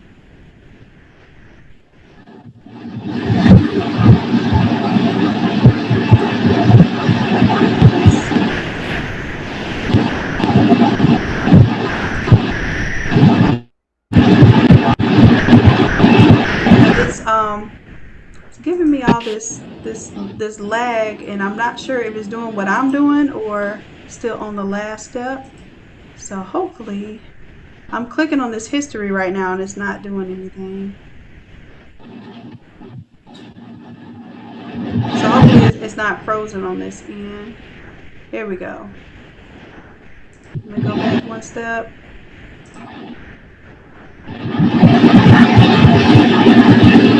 just hit the edit and backspace? Well, I did Control Z and it didn't Oh, do okay. anything.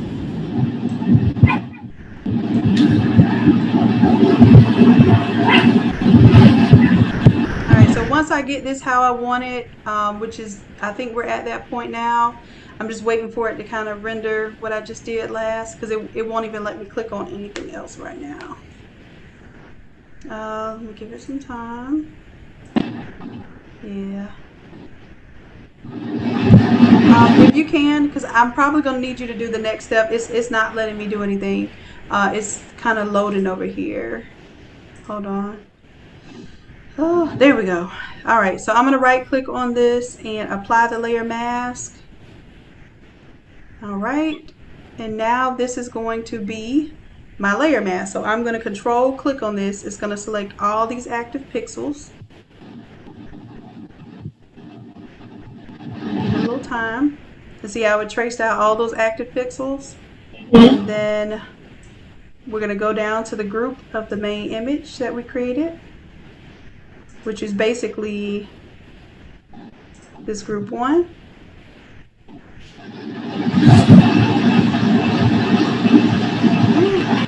All right, so group 1. We want to put that behind group 1? No, we're going to create a layer mask with the active pixels. I'm just waiting on it. So I'm going to right click. I'm going to delete this layer mask that's already on here. I'm just giving it some time.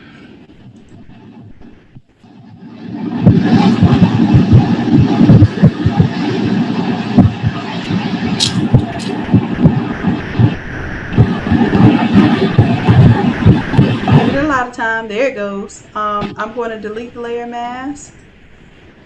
And then I'm going to right click.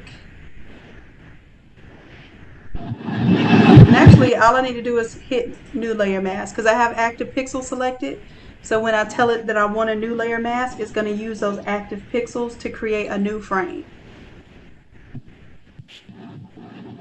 And it's just taking a little time. So I'm trying not to click it again just in case it's supposed to be reading it from the first time. Well,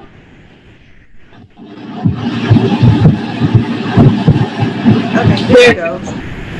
It's just taking a little while to update it, and then I'll have to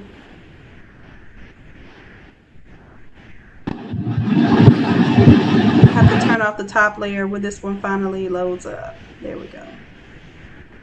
There we go. So I can turn off this orange layer now.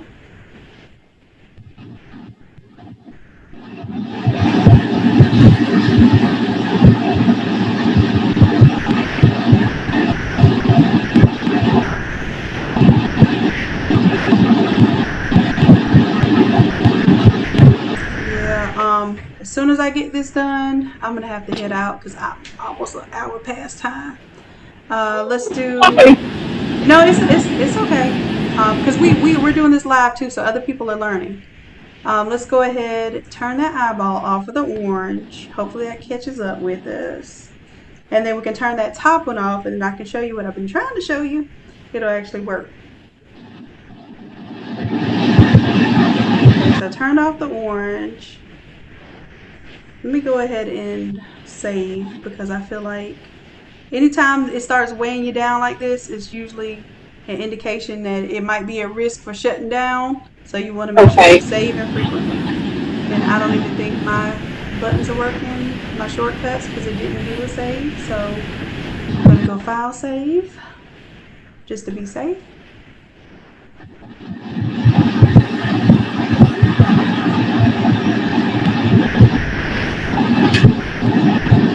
Oh, Lord. So see if on your end, if you can go to File, Save. Because it's like, I don't know if the program is loading or it's the connection that's slow. I think it might be the program because I see the little Photoshop like thinking.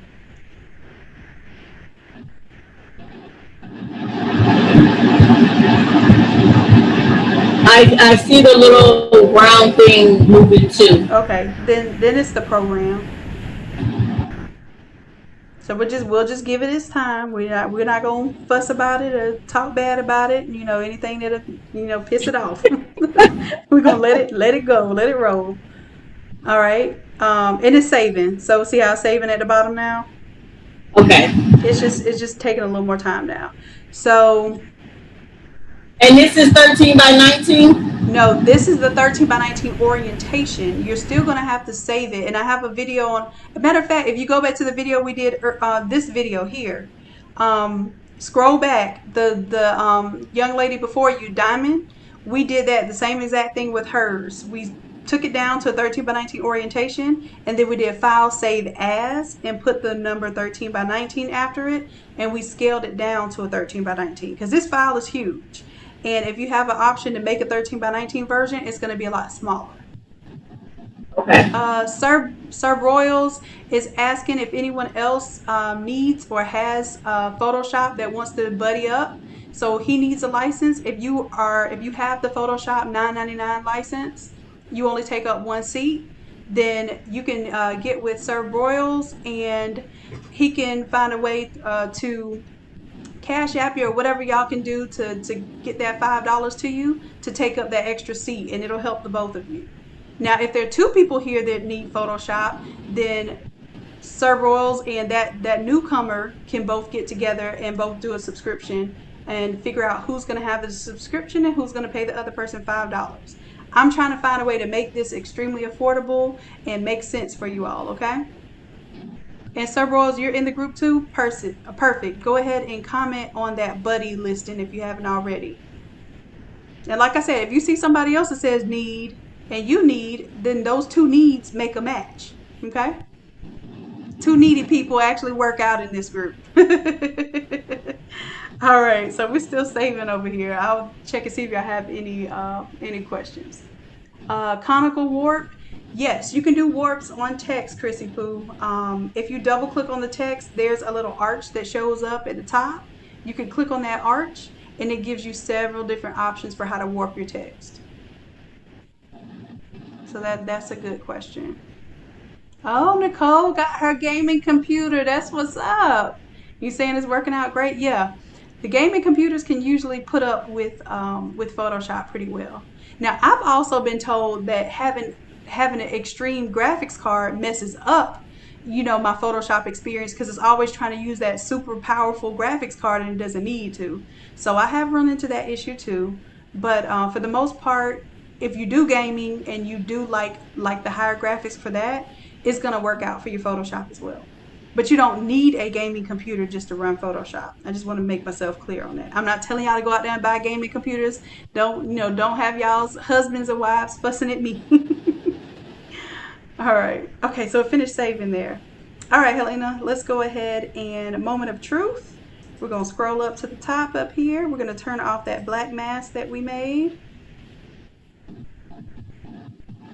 And see what our design looks like as a 13 by 19.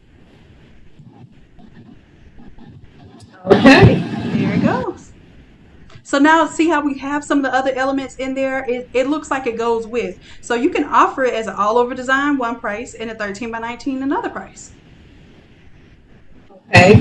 But I need to make this picture smaller, right?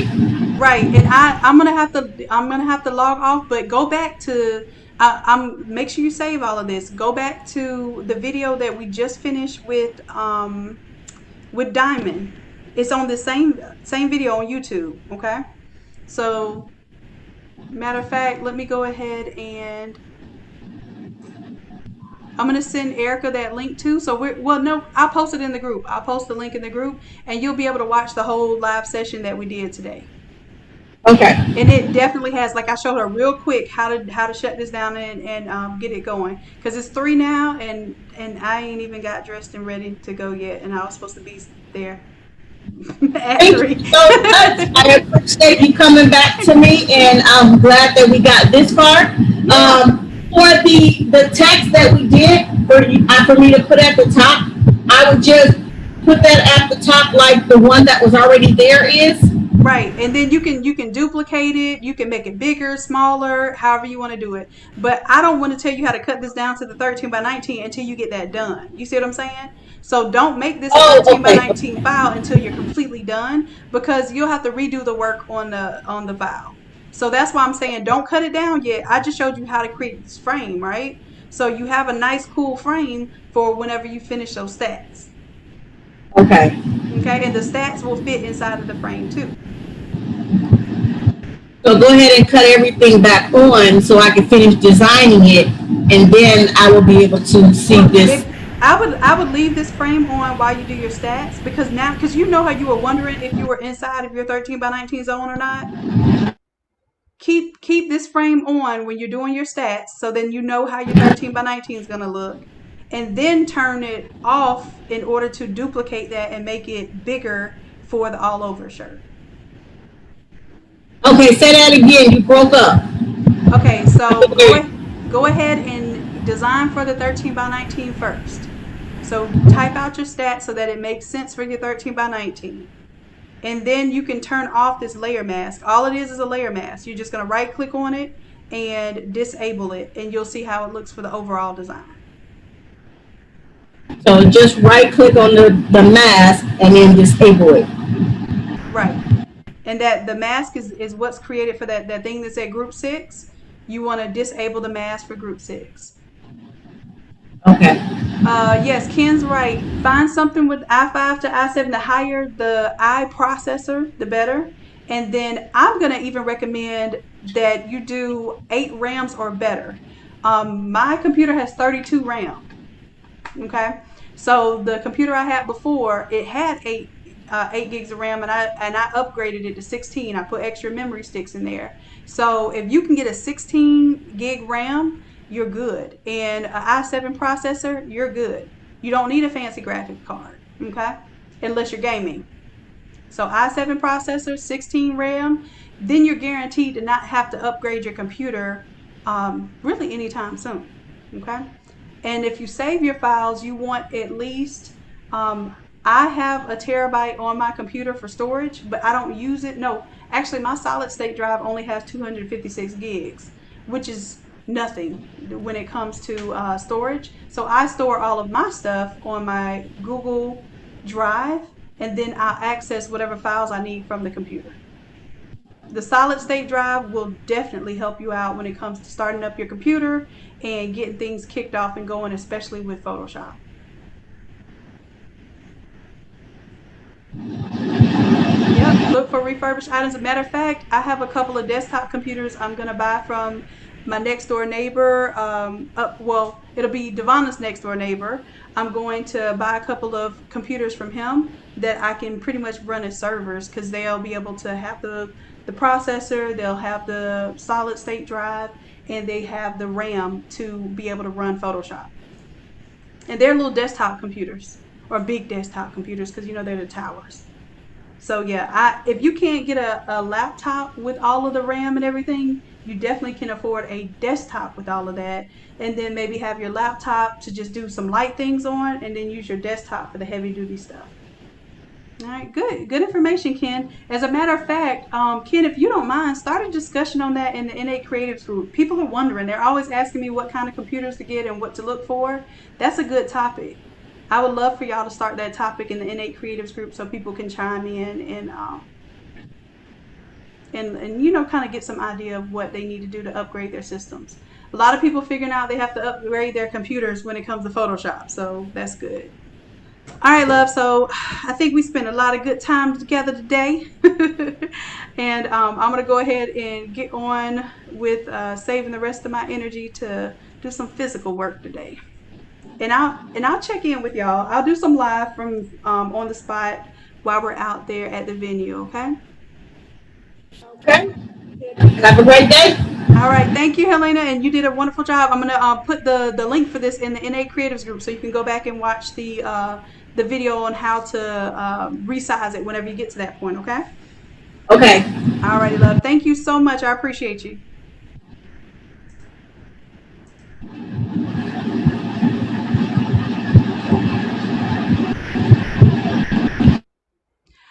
Alrighty, love. So we're done with our one-on-one sessions for today. I'm gonna switch modes and get into my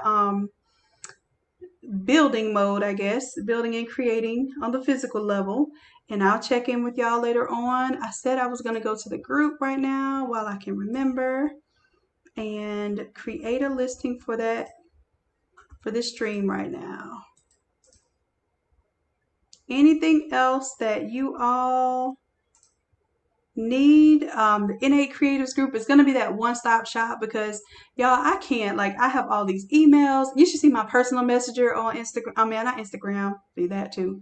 My personal messenger on Facebook is just so full, and I can't be in all these different places at one time. So I'm gonna ask that we all ask our, general questions, our help, our how-to I'm having a problem with in the NA Creatives group, because more than likely, if it's something that that you had an issue with, somebody else can learn from that too. And then that way Erica can help me because she sees you needs help and she's way quicker getting to you than me because I'm a little spread thin, okay? I appreciate y'all because I know that being this way is a blessing, being able to be, needed so much. But I also want to keep y'all aware of the fact that it's only one of me, okay? So I thank y'all. I appreciate y'all, and I hope that that you all start tuning in to some of the other content. I'm going to be telling you all about setting up shops, business credit. If you're looking to build business credit, that's a big one. And we'll have some things along the way that will help you with your business growth, okay? This is not just about designing shirts in Photoshop. This is really about me helping you with tools and tips, tricks of the trade, almost everything that's going to help you be more powerful and more successful in business, because that's what we're all here for. All right. So I'm posting that now. And I will see y'all in probably a couple of hours once I get settled in. All right. Love you all for real. Bye.